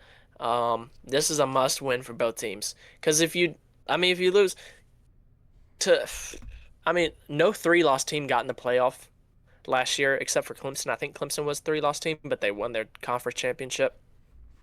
So it's unlikely that a three-loss team, unless you win your conference, is going to make the college football playoff. And it's unlikely in a conference like the Big Ten that you can get three losses and make it to your conference championship game. Um, so yeah, I don't know, but must-win team. I think it favors the home team and the offensive team more in this kind of situation. But I'm interested to see which side of the football can just put their will forth and just get it done. Is it Michigan's defense? Is it USC's offense? I'm gonna go with who I think is the better head coach, Lincoln Riley, over Sharon Moore. I don't think that's bold. I think No, I think most people would agree with that. All due respect to Sharon Moore. I mean he's still early. Give me, Uh, yeah, right, right. he's not there yet. Lincoln Riley's been a head coach for a while now. A I while, think the yes, guy knows what he's doing. yeah. He's played a few games here and there. And then I don't have anything left unless you do. No, Well then, with that being said, we're going on to the last preview of the day, and that is Illinois versus Ohio State. It is at 11 a.m. Ohio State's 14.5 favorites, and it's at Illinois. If you wanted to talk first about this game. Yeah, I think this game is lower scoring because I think Ohio State's defense is really good. I think they have one of the best defenses in the country. Even though they really haven't played too many fantastic offensive opponents, this will be their hardest offensive test, which is weird saying because they played Texas already. I don't want to Um, interrupt, but you think yeah, Illinois is better offensively than Washington? so far this year, I would say so. I wouldn't have expected that because Washington does have a good offense, but to be honest, Washington's offense was kind of lackluster, in my opinion, compared to the potential that could have been there. Maybe that's just me though. I would Um, disagree. yeah, I think Washington's offense is better than Illinois, but that's a different conversation. yeah. Um, I think Ohio State does have a good running game, but Julian Saint is playing really good, dude. He has 1,300 yards, 13 touchdowns, uh, three interceptions, which isn't ideal, but um, I mean, at this point, three interceptions is not the end of the world. Their running game is pretty good. It's led by a guy named Bo Jackson. That's their leading rusher, Bo Jackson, back on Ohio State. He's taken his extra year of eligibility and he Joe transferred to Ohio Baxon. State. Say what? I said Joe Baxon. That's his name. Oh, Joe Baxon. Yeah, no, Oh, I was just joking. nah, Like he I got a get what you're fake saying. hiatus name. Yeah, he's a little bit smaller than Bo Jackson, but he's their leading rusher. He's pretty good. I don't know. Give me Ohio State. I think it's a lower scoring game. Ohio State probably wins like give me like Ohio State like 24-27. Like lower scoring, but like Ohio State's pretty comfortable from start a game to end a game. Similar to like Oklahoma versus Michigan. Oklahoma pretty much had the game from start to finish. It wasn't a blowout, lower scoring, but they were comfortable pretty much the whole game. I think I'm coming with the most controversial take of the day. Illinois upsets Ohio State. Oh man, you wish. No. my I have on my notes here. My first note is which wide receiver is going to be more impactful in this game? Is that Jeremiah Smith or Carnell Tate? I think Carnell Tate might be one of the most underrated wide receivers in college football. I almost said in the NFL. Uh, no, I don't think Carnell Tate gets talked about enough because he's in the shadow of Jeremiah Smith, which Jeremiah Smith is a baller. He's elite. He was one of the best true freshman wide receivers I've ever watched with my own two eyes, and it doesn't look like he's really missed much coming into his sophomore season. But with that being said, I do think Carnell Tate is very underappreciated, very under talked about. I think if Carnell Tate had the receptions or the targets that Jeremiah Smith had, he might even have better stats. I'm not saying he's better, but they're very similar statistically, and Jeremiah Smith has about 10 to 15 more receptions than Carnell Tate. I think Carnell Tate is like 30 yards behind him and two touchdowns. You add those 10 to 15 more receptions, and we could be having a whole different conversation about Carnell Tate. Um, I think the biggest factor for Illinois is going to be their defense against this Ohio State offense. Because, like you said, Ohio State's defense is elite. Uh, and I think Illinois' defense has to do something very, very difficult to have a chance to beat Ohio State. It could happen. You never know. It's college football. If you would have told me last week that UCLA, with no head coach, no OC, and no DC, beat Penn State, I would have looked at you crazy. But it's college football, and it happens. So there's always a chance. I don't ever want to say that it's impossible, but I think asking that Illinois defense to keep them in this game when you have playmakers like Ohio State does, I just don't think it's very I don't think it's a very reasonable ask. I think Illinois' second biggest chance is crowd impact. It's an away game for Ohio Yeah. State. You got to make them make mental mistakes. That right there, if your defense can't hold up, that is going to be your last like thread. If everything's falling apart, but the crowd is being so impactful that Ohio State can't stop shooting themselves in the foot, you got a chance. So that Illinois crowd has to show out. I just know that they're known for such loud and crazy fans over there. So I know they're gonna really cause an impact come game day. Um, but no, seriously, they need to show out if they want this team to have a chance at winning. I don't think that the 14 and a half line is crazy. Now, I do think Illinois. How do I, if I don't know how to word it without sounding disrespectful. They're not an amazing Big Ten team, but I don't think they're a terrible team. I Yeah. just think they have to play teams that are significantly better than them. And that's a tough draw. I mean, I'm in the same boat when it comes to Auburn. I mean, you ask Auburn to go on the road against Oklahoma, then on the road at Texas A&M, then you got to play Georgia, then you're gonna have to play Bama, you're gonna have to play Vandy away. It's a tough boat ride. You know, your team isn't always terrible, but your schedule gives you no chance. And I just don't think Illinois is good enough to compete with a team like Ohio State. Whether that be a crazy take or not, I'm sorry, Illinois fans. Don't hate me. I'm just trying to speak what I see. I hope they surprise me. I'm not necessarily a fan of Ohio State, but it would be kind of funny for all of this to blow up in my face. I would have some pretty good clips to post on Instagram and TikTok. uh, I don't really have much more to say about this game. I think the 14 and a half is right where it needs to be.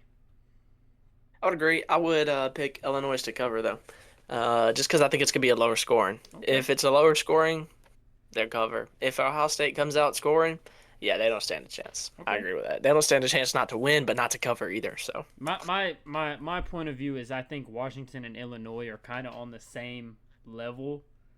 I think yeah, Illinois is slightly better overall, but after seeing what they kind of did to Washington without even a fight, it just kind of turns me away. yeah. No, I think I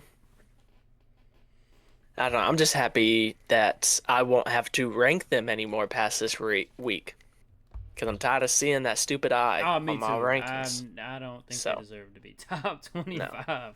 sorry. Sorry, Brett No Bielema. offense. I'm not a fan of him ever since he started a beef with Shane Beamer, so it's okay. Okay. Uh, top 5 Heisman candidates. I have a very controversial list over here. Uh, it's so Hmm. controversial. All right. Do you want to You go know, first or me? uh, you hyped it up. Go ahead. Oh, my controversial.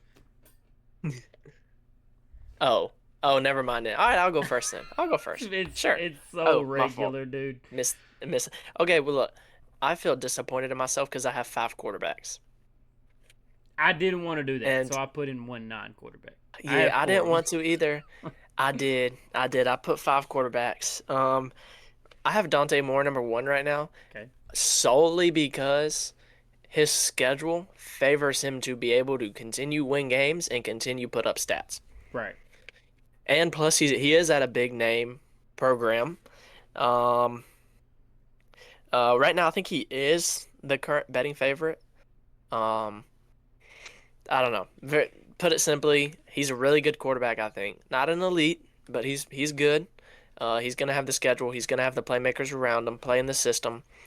So I think right now he is my favorite to win it. At number two, if this guy keeps winning football games and keeps being consistent,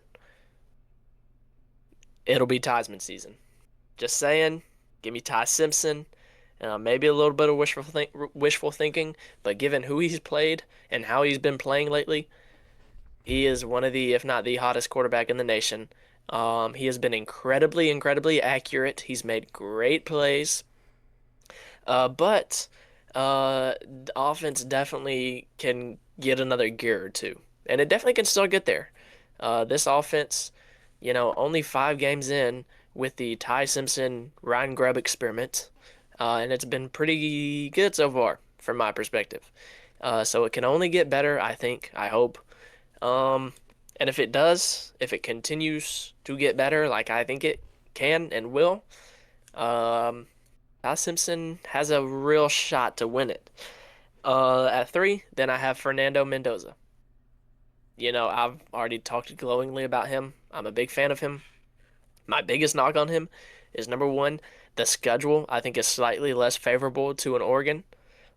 Um, but I do think their schedule is much easier than Alabama's. And then number two, the brand name. All right, one thing that I think Ty has Right. going for him is if Alabama wins out, dude, he's the Alabama quarterback. Yeah.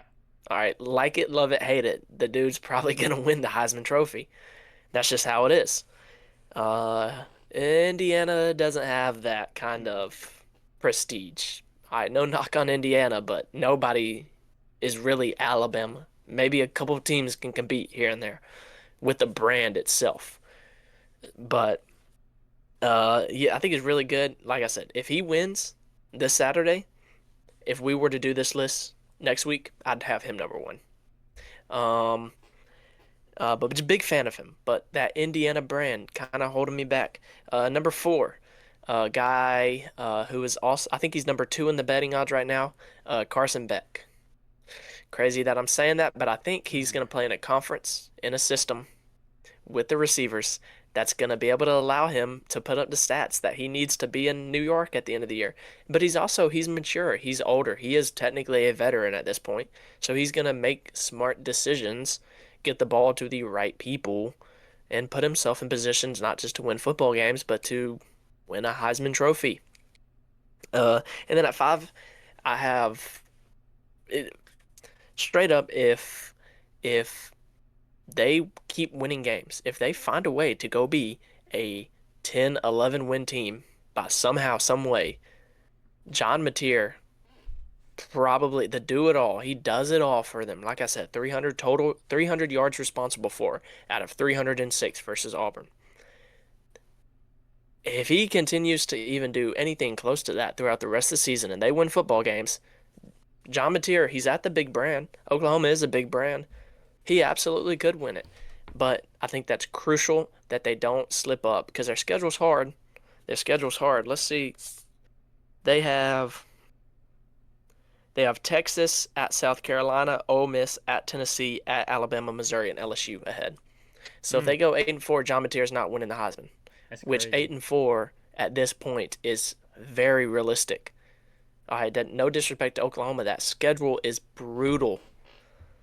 All right, that's just playing in the SEC. That's the same issue that's the only reason why I don't have Ty number one right now is because Alabama's schedule is really difficult from here on out. So that's the only thing putting John Mateer out. And of course, it is important that he is healthy this Saturday and plays. Mm. They're saying he's going to try to play right. We talked about that. We'll see just how much he plays. But that's my 5 favorites right now. Now, how did you give your favorite? Because I don't know if I want to give it to you how I would vote or how I think it's gonna go. I did how I think it's going to go. I was projecting. Okay. Well, if we're basing it off how we think it's gonna go, I'll say something just for you. If it was my vote, and this is, Right now, gosh, right now. I agree with you. I dude, know where you're going. Say it. Say it. Say it. gosh, dude. Do it. If it was my Do it. vote, if I had a vote right now, right this instant, I would vote for Ty Simpson. If the season ended today, I think he's the best player on the field. I think it's hard to say this. I've said it multiple times. I'm scared of Ty Simpson, man. He stayed. He waited his turn. 2 years under Saban. If you've seen, I know you've seen some of the videos. He's talking like he's over there. All right, he's doing that little Saban thing. Man, it's so funny. Yes, sir. But if I had to vote right now today, my vote would be Ty Simpson.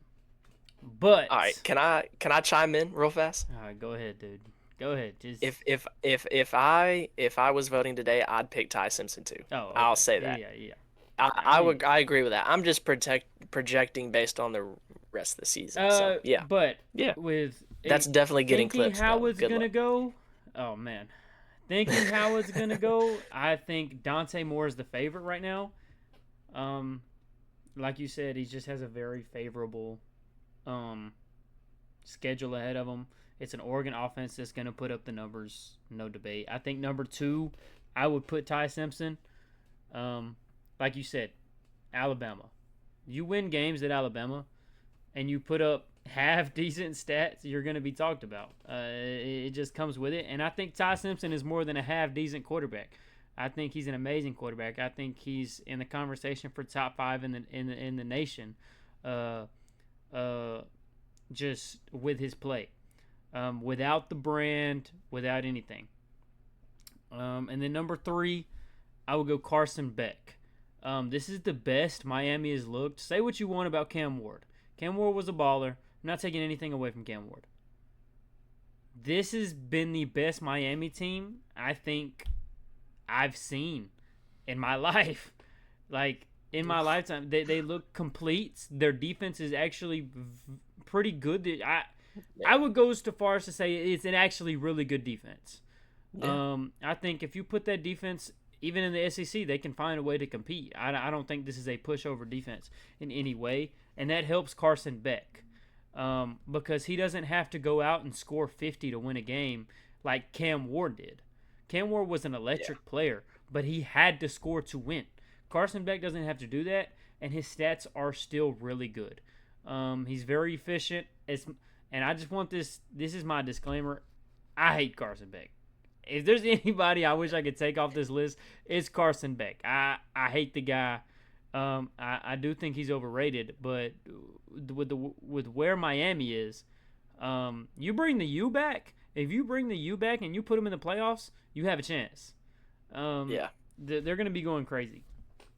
And then if we're going in how we think it's going to go, my 4th would be Jeremiah Smith for the OSU and the name himself. If he puts up, 1,200 yards by the end of the season, and he has, I think he has 6 touchdowns right now. If he doubles that, if he has 1,200 yards and 12 touchdowns, we could be having a very real conversation about, just Jeremiah Smith being the Heisman winner. Just because it's Ohio State and his name is Jeremiah Smith and he's living up to expectations.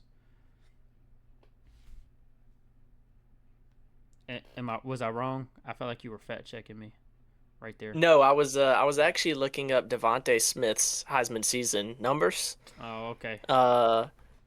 So in Devontae Smith, his Heisman season had 1,856 yards. Wow. And 23 receiving touchdowns. So hey, Jeremiah, get out of there, bro. You're not gonna win. I doubt it. Hey, okay, while we're here though, preface. Now that was at the end of the season after they had won the national championship. So up at the point of when they actually did the Heisman, he did not have quite as much, but still, games. I think we forget Devontae Smith he was nutty, dude. He was different. While we're here, we're each other's witnesses. We both said that Jeremiah Smith was that guy back in high school. We were saying that. We were saying how good Jeremiah Smith. Devontae Smith is legit. I mean Devontae Smith. Yeah. We were saying this back in the day.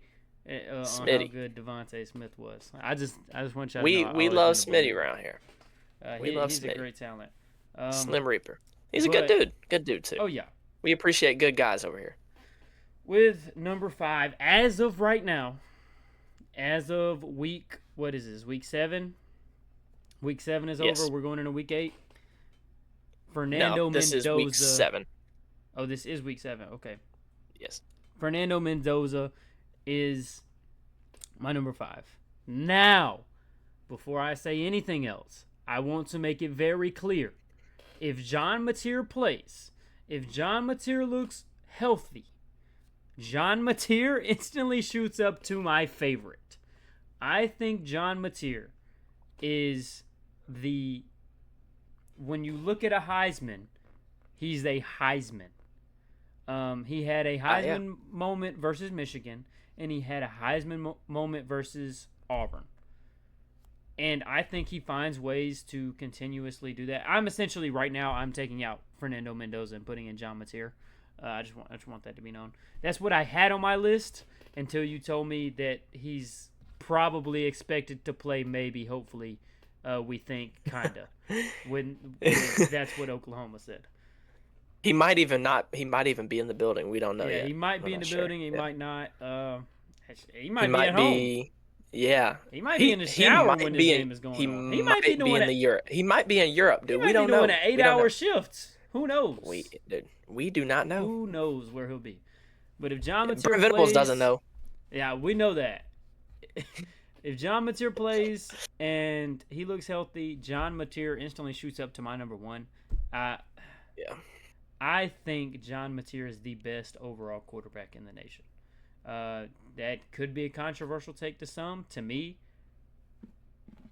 I'm just saying what I feel, So I think he'll prove that as time goes on if he looks good. But if he does not look good, Fernando Mendoza is my number 5. Yeah. Side question. If there was a dark horse that is not currently in either of our top 5, which is pretty much the same, who do you think it would be? Like to just come out like win it or just end up in the top 5? I guess both. Oh, that's a good let's question. be realistic. To win it is tough, so kind of to be in that top mix. Jackson Arnold. Did you really just say that? No. In all seriousness, I'm not giving any more Alabama props, so let me not think about Alabama. No, Caden Proctor. Come on, dude. Oh no. That's a really good question, actually. You want me to answer it while you think about it? I'll give you my dark horse. USF does not have any more difficult games. They have a chance to go to the playoffs. Ashton Genty got in there, being at Boise State, and I think there's a guy down in the University of South Florida that plays quarterback that I love him as a quarterback. He's one of my favorite players to watch in college football, and his name is Bynum Brown. I love that guy. He's a dog. He's an absolute dog. I think if he continues to put up stats being a dual threat quarterback, he has a chance to put his name in there. Winning it, not going to happen. But putting his name in the conversation could very well be there. Yeah, I'm gonna say 2 guys that could, and then I'll tell you my real pick. So Tennessee's quarterback. Wow. I mean, I could have had 3. Okay. Well, if Tennessee's quarterback can get his turnovers in order, he could be up there. I got you. Josh Hoover, down at TCU, is putting up great numbers, just not the brand, not the. Right. I mean, people, but if they can find a way to keep winning games and find themselves in the playoff picture, he could sneak up there. My guy, my real dark horse, I think we're gonna is say Justice. Oh, never mind. Justice Haynes. Justice Haynes up in Michigan. He's putting up some of the best stats running back wise in the nation. If Michigan can find a way to keep winning games, I think it's because of his great play, and so he could find himself in that conversation in New York at the end of the year. Sounds like some bias, if I've ever heard it. Hey, he's a traitor. What are you talking about? Quite the opposite. He's a traitor. Hey. I don't like Justice Haynes. Hey. He's a Bama guy. Come on, you always got love for him. He's not a Bama guy. He moved on. He moved on. But did Hey, what you? did Malachi But Moore did say you? that one time? If they ain't wearing crimson, I can't repeat the rest. All right, I'm gonna leave it there. We're family Hey, friendly. but since you picked in, just threw in some. I'm the other name that was going on through my mind, Trinidad Chambliss. That guy, he continues to ball out. He's gonna put his name in there. Um, Yeah, it's probably the more realistic one than Bonner Brown. I was just trying to, you be said different. Nah, dark horse. I didn't want to go one of these big name schools, so I went Bonner Brown. I just no. went kind of personal favorite. So that, not Nico. Nico, Ian Lava. Maybe, maybe he does a few more. He plays Penn State a few more times. He might get it. He just got to keep playing Penn State for the rest of the year. Gosh, man, that's Man. got to be embarrassing to be a Penn State fan. I'm sorry, man. Dude, they got to be going through it. That's Got to rough. be going That's through rough. it, man. Yeah. I mean, goodness. Not even Auburn would do something like that. I don't know about that. They'd find a way. There would be no podcast that week. I'll tell you that. True. Might have to skip. Garrett's gonna have to do a special. Do one by himself. All right. Well, I guess with that being said, let's get into these predictions. Let's do it. Alrighty. You ready? Oh yeah, I'm ready. Oh, wait. Let me get my sheet out that has all the games on it. Yeah, you always come prepared with the predictions, so I don't even try to have them set up. You're always ready. Already. First one, I think we already pretty much made our prediction, but we can get into the scores. Alabama goes to Missouri this week. What are you thinking? I think Alabama wins. Obviously. I've been talking all week. Like, you better watch out if you're Alabama. That's been in my mind all week. Sitting here right now, making my prediction, I'm gonna go 30-17.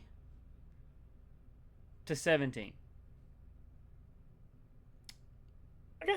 I think, I'm a little bit worried about this game. I think Bama does cover, but barely. I think they win by about a touchdown. I'm going to go 34-28. I think it's one of those games that it's kind of close. You kind of said this up until the fourth quarter, and then Bama kind of pulls away. I think Missouri kind of has one of those crap touchdowns real late to make the score seem a little bit better than it actually is. But I think it'll be a good game. It does have me worried. But 34-28, you said 30-17. I think there'll be a tad bit more offense. I think these two teams have good offenses. So that's it. I kind of just see Um, it more so like a Vandy all over again, yeah, like a bend don't yeah, break for Alabama. could be, Um, could be. I don't know. Get some takeaways. Bo Prabula has been struggling with some turnovers, so yeah, I could definitely see it. Let's see. Florida goes to A&M this week. Let's see. That is a night game Florida in goes Calfield. to A&M. Yes, Ooh boy, at night. night game. Night. Ooh boy. Yeah. Texas is a 7.5 point That's favorite. that's back-to-back night games for Texas A&M. Yeah, I don't know how they pulled that. They're not doing that for our programs. I just hope you know that. That's not happening over here. I need to figure out who they're paying. Yeah. I'll go pay the man.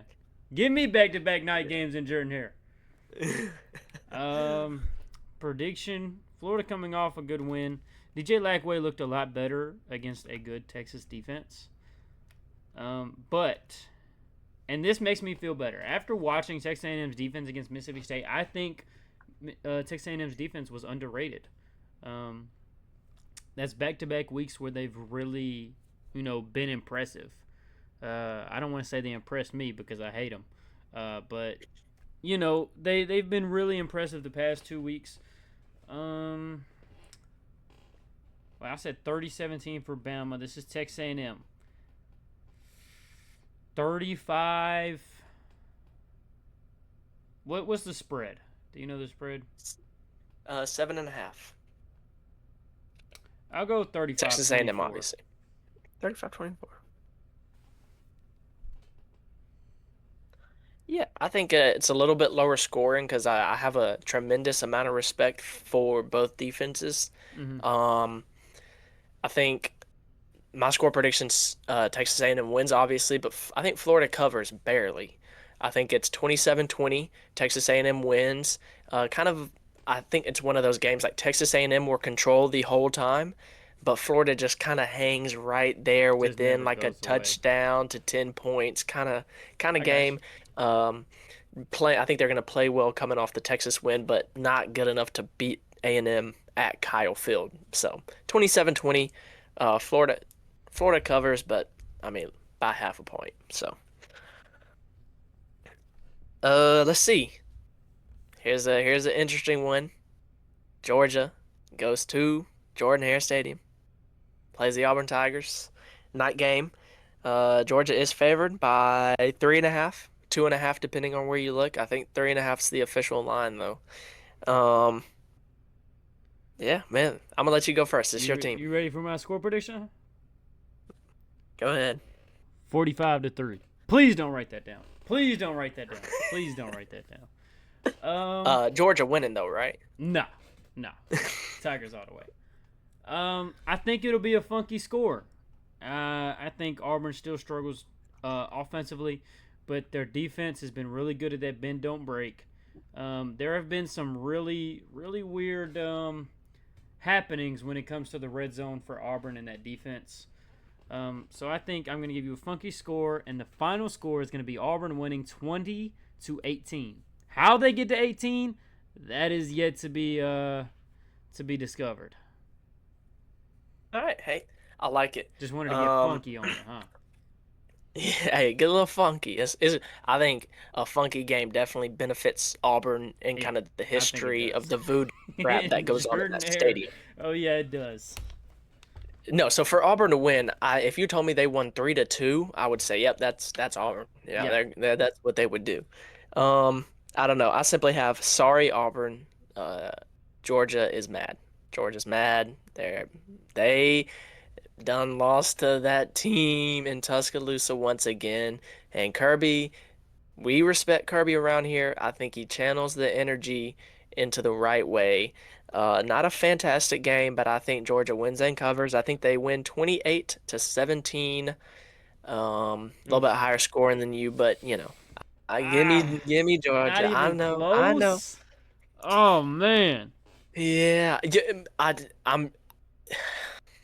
Can you blame me No, I based off don't. the I past don't two blame you. offensive I don't performances blame you. I've seen I don't I've blame you. It just seen come from hurts. Auburn? I It just just think hurts. give me Georgia's defense and Auburn's offense not to do crap and for Hugh Freeze not to be able to call plays and for Gunnar Stockton to make plays when he needs to, like he kind of did versus Tennessee. Maybe not quite at that level, but enough to, 28-17 kind of deal. Sorry. I apologize. I'm not sorry. I know you're not. It's okay. Yeah. But hey, I like your score though. If Auburn wins 20-18, that will be a fantastic game to watch. So, hey, I at think the I end of the might be day, more happy with the score prediction than the actual win. That would be dope. 2018? Oh man. well, to give a little bit of context, you desperately need some points here because you're down nine points Yeah, I know. uh, I know. It's currently. been So, rough. I need a comeback yeah. over the last half of the season. Yeah, no, definitely. But next up on the list, a game that in the preseason was looking like it could be a fantastic game. It is very, very, very lackluster now. South Carolina goes to LSU. This game is a night game. Um, 6:45. LSU's favored by 9.5. It's in Baton Rouge. Yes. I love Lenora Sellers. Great guy, great quarterback. Um, wow. In Louisiana. In Louisiana. LSU favored by 9.5 though. Oh man, I think this is going to be a really close game. I'm not sold on LSU, but what I am sold on is the LSU home crowd at nights. I am always sold on that. I think it's going to be a show out, and I think for that reason South Carolina can't get over the hump. Um, I'll go a low scoring bad game, 17-10. Nice. Hey, you were talking about how you're an offensive guy. I'm a defensive guy. I love defense. I could watch if it's 17-10, that's right up my alley. I love that stuff. No, dude, do you So know how stressful that is for me to watch? Gosh, I'm about to yeah, vomit if I'm watching a game like that. Like somebody's bound to break. That's my fear. yeah, I can't watch it yeah. because I'm like, dude, who's gonna break first? See, I'm the kind like in a high offensive scoring game, I'm thinking like, oh no, one of these teams is gonna keep scoring, the other one's not, and then it's gonna be boring. So maybe, we're kind of like on different sides, but like have the exact same mindset, kind Yeah. of, in a way. Um, in my notes, I have a new name for this game. Disappointment versus disappointment. Yeah. Who's more disappointing? I think South Carolina's more disappointing. LSU favored by 9.5. Give me South Carolina on the points because I think I agree with you. I think it's low scoring. I'm gonna go. First of all, I predicted LSU to score 20 last week, and you were like, "There's no way they score 20 in every single one of their games up until this point." Because up until that point, they had scored 20 in Just every scored single 20 game. in all of their significant games. And they scored 19 because Yeah, they went for 19. two. Because they went for two. If they would have just kicked the extra point, they would have had 20. Oh So man. I'm not going to go LSU. I'm not predicting them to score 20. I'm predicting them to score a whopping, this might be unbelievable, 24 points. Whoa. I mean, 24 to 4 more 20. points for that LSU offense. Whew. That it seems like a tall task. Whew. Tall task. Yeah, 24-20. Give me South Carolina on the points, but LSU wins. Death Valley at night. Too much. Too much. Um, eh, Unless you're Alabama, then it's not too much. Not too much. That's Bryant Denny West. All right. Okay. I'm not biased at all. I swear. Um, yeah, give me the Tigers. Give me the Tigers. The only Tigers in the SEC to win this week. Just saying. Next up, Washington State goes to Ole Miss. Um, it's an 11:45 kickoff. Mississippi State or Ole Miss, excuse me, is favored by 32.5. Wow. That's crazy. That's disrespectful. Yeah, the only thing I have to say is Ole Miss would just be too much. They're gonna win. I think they win 45-17. Not particularly close, but you know. Similar score prediction. I Yeah, got 40. Washington. Yeah, go ahead. I was gonna say 42-10. I didn't mean to cut you off though. No, you're good. I think I was looking at Washington State's like record this year, and they lost to like who did they lose to? They lost to like Wyoming or something. I'll look it up for you right now. Oh my god, I just seen the score for the Giants game. Yeah, dude, it's on my TV right here. I've been peeking over at it. Yikes. I'm broke. Can't do all that. They lost to Washington and North Texas. Oh my gosh, they lost 59-10 to North Texas. Yeah, there was another Wow. bad loss in there, or a really close game. Was there? Did they almost lose to Idaho. Idaho or something like that? Yeah. Yeah. Okay. Cool. Yeah. So Oh. give me Oof. Ole Miss pretty comfortably. In fact, Oof. yeah, yeah. With North Texas is a good team, but 59 they're to not Ole Miss. 10? They're not. That's pretty bad. Pretty bad. Then, man. All right. Next up, interesting game. Red River Shootout, known by no other name. Uh, Oklahoma, Texas. Let's see. Texas, as we said, favored by about, what is it, 2.5? Yeah. 2:30 kick, as always. Um, what you thinking? I think that 2.5 for Texas is absurd. That is not gonna leave my mind. I just look. You say only in college football, but I just don't know who's predicting that. It could be close. This is such a hard game to predict because I don't know John Mateer's availability. Oh man, if John Mateer plays, I think it's a 10-point plus game. If he does not play, I think it's a one-score game. Um, I'll say that Oklahoma wins 27-17.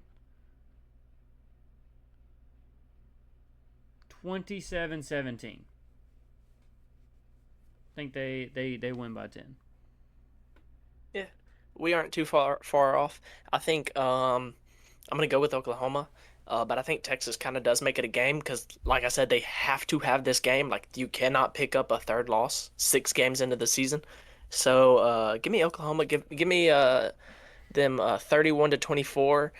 31 seems a little bit high, just because you don't know about John Mateer's availability. But I think they found a way to get that high. I think it's kind of going to be kind of a weird game because it is a rivalry game, neutral site. So, yeah, give me Oklahoma by a touchdown. Uh, Ain't none of us picking Texas, bro. Forget them. All right, disappointing to say the least. All right, a game that was really good last year. Um, Probably not going to be as good this year. Arkansas goes to Tennessee. Arkansas, or Tennessee, excuse me, is favored by 11 and a half. It is a 2:15 kick in Knoxville. I just wish this game was at Arkansas. I want to predict that Bobby Petrino magic so bad. Like I Yes. want to pick it, but it's in Tennessee. I don't think they're gonna lose in good old Rocky Top. I just don't see it happening. Um. Oh man. I just. Oh, I just wish I wasn't so far down. I have a feeling. You know what? Trust your guts. Oh man. Hold on. Don't do it. You go Dude, first. don't. You go You're first. You dumping too go much. first. You go Oh my. first. Okay. All right. I do think it's a high scoring game because I greatly respect Arkansas's offense and the Bobby Petrino magic. Also, Georgia, or not Georgia, Tennessee's defense, a little bit questionable. Gunnar Stockton cooked them. So I think it's a higher scoring game, but I think Tennessee wins 47-31. So I think comfortably, but once again, that's a pretty high scoring game, all things considered. 47 is crazy. But that Arkansas defense is just You, whack. dude, Notre Dame dropped 56 on them Yeah. in Fayetteville. So Yeah. Yeah. Mm. Thank you for reminding me of that game because that's going to pull me out of this Bobby Petrino magic feeling real quick. I like the 31 for Arkansas, but I don't like 47. What'd you say, 47? yeah, I'm going to go 28 Arkansas, 41 Tennessee. you said say that one more time. 41-28 Tennessee. All right, yeah. Okay, so we kind of agree on the how much Arkansas is probably gonna score. So yeah, yeah, I like that. Um, let's see. A game that I'm really excited about. Arizona State goes to Utah. Let's see. This is a super late game, 8:15 local time out there in Mountain Time. Utah's favored by 5.5 at Utah. At Utah. Yeah. Utah versus Arizona State. Oh, man. Oh, man. Gosh, these are some hard games to predict, dude. You said what time is this game? 8:15 local time. It's like 9:15 here. 9:15. 8:15 up in Utah. I was really disappointed watching Utah play Texas Tech. Um, Give me Arizona State with the upset. Okay. Score prediction 24-20. 24-20. I like Devin Yeah. Dampier, but I'm very disappointed in that offense. Yeah, we're gonna agree once again. You're not making it up this week because Oh either we're man. both terribly wrong or we are both extremely right. Yeah, give me Arizona State to the tune of 35-31. I think it's higher scoring. But yeah, I think Arizona State gets it done. Utah, they're good. I just don't think they're that Yeah, the great. Texas Tech game really changed my perspective on them. I agree. I Very, agree. very disappointing. 100%. Yeah. Alrighty. Indiana, Oregon. All right. Oh man, I think Here's you the should open interesting this one. up. I think you should open this up. Like we said earlier, 12:30 kickoff. Oregon is favored by 7.5. I think Indiana gets it done. Hey, I would love for that to happen. I really like Indiana. Yeah, It's hurting you to say this. You don't even want to say this. Is there somebody behind the camera, Garrett? Are you okay? Blink twice if you need help. after this pick, I just might. I just might. Give me Indiana. Give me them 35-31. They're going to find a way. Fernando Mendoza is going to be the Heisman favorite after this game. That's Hey, all I got to say. It's I going to be a great wish, game, I think. I wish I could just, you know, gamble the house. I wish I could do something like you're just so far ahead. You can do things like this with no like remorse. I want to take Indiana. I kind of do. I have that feeling. But I'm taking Oregon. I think Oregon's Hmm. gonna win. I think Indiana is gonna prove a lot, but I think Oregon's gonna pull away at the end. And I think the final score will be 42-28. 22-28. What's that? That's a 2 touchdown game. Man, Yeah, that's about right. About right. Alrighty. Lastly, Michigan goes to USC. Let's see. USC. Where's that shit go?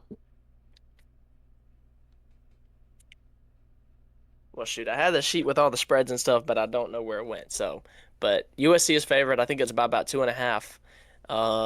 It is about right about a 2:30 kickoff. So, not an. Oh no, it's a 4:30 local time yeah, kickoff. it's 4:30 6:30 here. local time kickoff. Yeah. So, what you thinking? I like USC. I think USC pulls it off. I think the offense is just going to be too much, and I don't think I just don't think Bryce Underwood and that conservative Michigan offense can keep up. That just to me they don't try to do enough offensively to keep up with a team like USC with the offensive power. You're just gonna have to put up points to beat a team like that. I think this is a higher scoring game for USC. I think they shock that Michigan defense. I'm gonna go 45-30. Wow. I got a lot of high scoring games this week. Yeah, I'm gonna go lower scoring, but still USC winning and covering. Give me them 28-24. I think it's a very condensed game, so I think there's a lot of offense given to how slow this game's going to be played. A lot of running, or Michigan slowing it down. Michigan's going to have a lot of like 6, 7, 8 minute drives, but USC is just going to light them up, I think. And so yeah, give me USC 28-24. Did we So predict Ohio State, Illinois, or did we just like we're both coming to an agreement? we'll just yeah, it's Ohio State. Ohio State.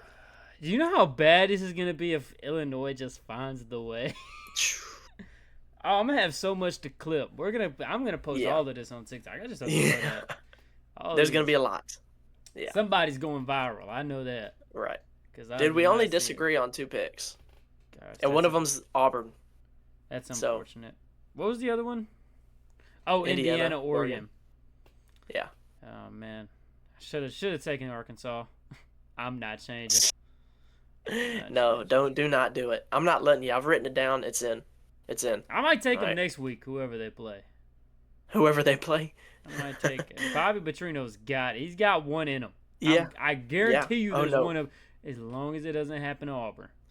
No, It that might. was gonna be my next. That's what I was gonna say. It's gonna happen versus Auburn. You know that, right? Like It that's might. just how that would I think go. Arkansas might be our next game. It's either Arkansas or Missouri. Missouri. I think You it's get Missouri. Missouri right after they play Alabama. I like that. I like that. I need y'all to. You like that? Yeah, I want y'all to wear them out. Okay. They're gonna be tired What from if having what a. if we piss them off? It's not like Georgia or anything. I'm not scared of Eli Yeah, fair Drinkwitz. enough. Nah, you shouldn't be. He I like doesn't scare drink, me. but I don't think he's the type to, once you get mad at him, I yeah. don't think he's got that extra step. And, all the things I say about Hugh Freeze, the play calling is terrible. I think he's an elite motivator. I think Okay. he knows how to get his guys riled up and make them feel like their backs against the wall. And right now against Georgia, I think he's going to do it. And I think he's going to do it against Missouri. I think he's going to do it for the rest of the year. He might not be the best play caller. Well, he might be a terrible play caller. Let me say that. But he's an elite motivator. I've seen plenty of times getting his guys hype. He's even gotten me hype a few times. I don't Hey, think all that right. happens. Yeah. I have nothing left to We'll say. talk. Yeah. Unless you have any final comments. Nah, I'm ready. I think it's going to be a good weekend of football. I do too. I do too. It's gonna be exciting. We didn't miss any games, did we? Any good predictions? Do you mind if I look? I just want to look because there were a Yeah. lot of good games. Go ahead. There were a lot of good games. Um. Yeah, I think we.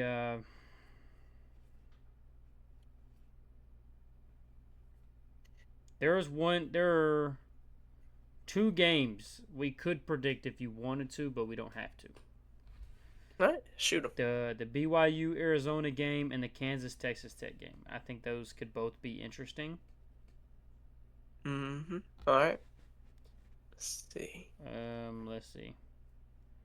The Texas Tech game is at Texas Tech, so I think we would both choose Texas Tech. Definitely. I think the Arizona game, BYU Arizona, I think it might be Arizona. It is at Arizona, so if you wanted to predict that, Yeah, BYU's favored by 2.5 on the road. They haven't lost yet. Would not surprise me if this is their hardest opponent they've played so far at Arizona. So wouldn't surprise me. Arizona's 4-1. They're not a bad football team, and if they win, they'll be ranked in the only polls that matter, which is the War Todd podcast poll. So I'm with you. I'm with you. yeah. Who are you gonna take though?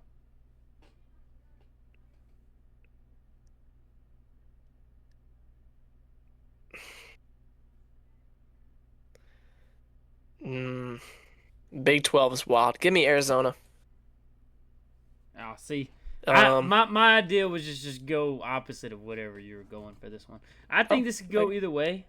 I Yeah. was gonna take Arizona to be honest, but but Arizona's one loss is to Iowa State, and the final score to that game was 39-14.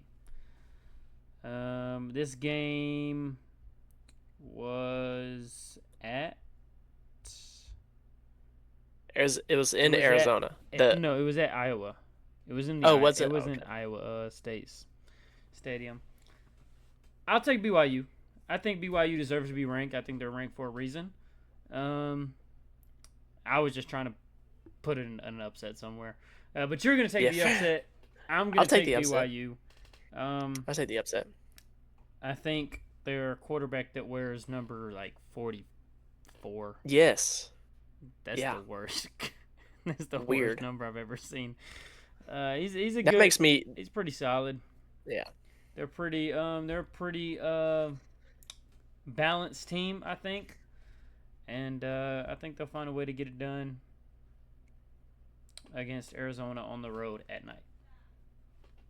Yeah. Score prediction: I'll take BYU 28, Arizona 21. 21. I'm making it a 7-point game. Yeah, I think I'm gonna go 28-24 Arizona. So very similar. Okay. 28's the magic number in this game. Apparently. I agree. I agree. For what reason? I don't know. Yeah. Um, with that being said, I think we're all set, right? Yeah. Yeah. I'm ready. I'm ready. It's Thursday. We don't got to wait very long. Two more sleeps, I think. Two No, more one more sleeps. sleep. Well, two more sleeps. Two Although, more sleeps. I got to sleep tonight. yeah. Although, starting yesterday was the first day out of 49 straight days of college football. So, it's teams are playing. Teams are playing. You said We bet yesterday, every day for 49 days. yes, there will be college football on. On TV? Yeah. Like, I can watch it Well, on the maybe not TV? on TV, but there it will be played. Division 1 football will be played. If I can't watch, I don't count it. I'm just. Well, hey, well think about some of these weird games. You telling me ESPN has anything better to show on a Wednesday night than the MAC conference? No. So, there probably is a game on TV every night for the next 49 days. Wouldn't Hopefully. surprise me. That would be nice. My wife wouldn't Yes. like it, but I probably Shoot. would. It'd be alright. Yeah, be all right. Yeah. Well, we appreciate you, Garrett. We appreciate you guys watching him whenever, wherever, however you're taking in the Wardside podcast. Just glad that you're listening, watching. I had a lot of controversial takes today. Garrett has the biggest controversial take of the day with Indiana upsetting Oregon. I'm with it.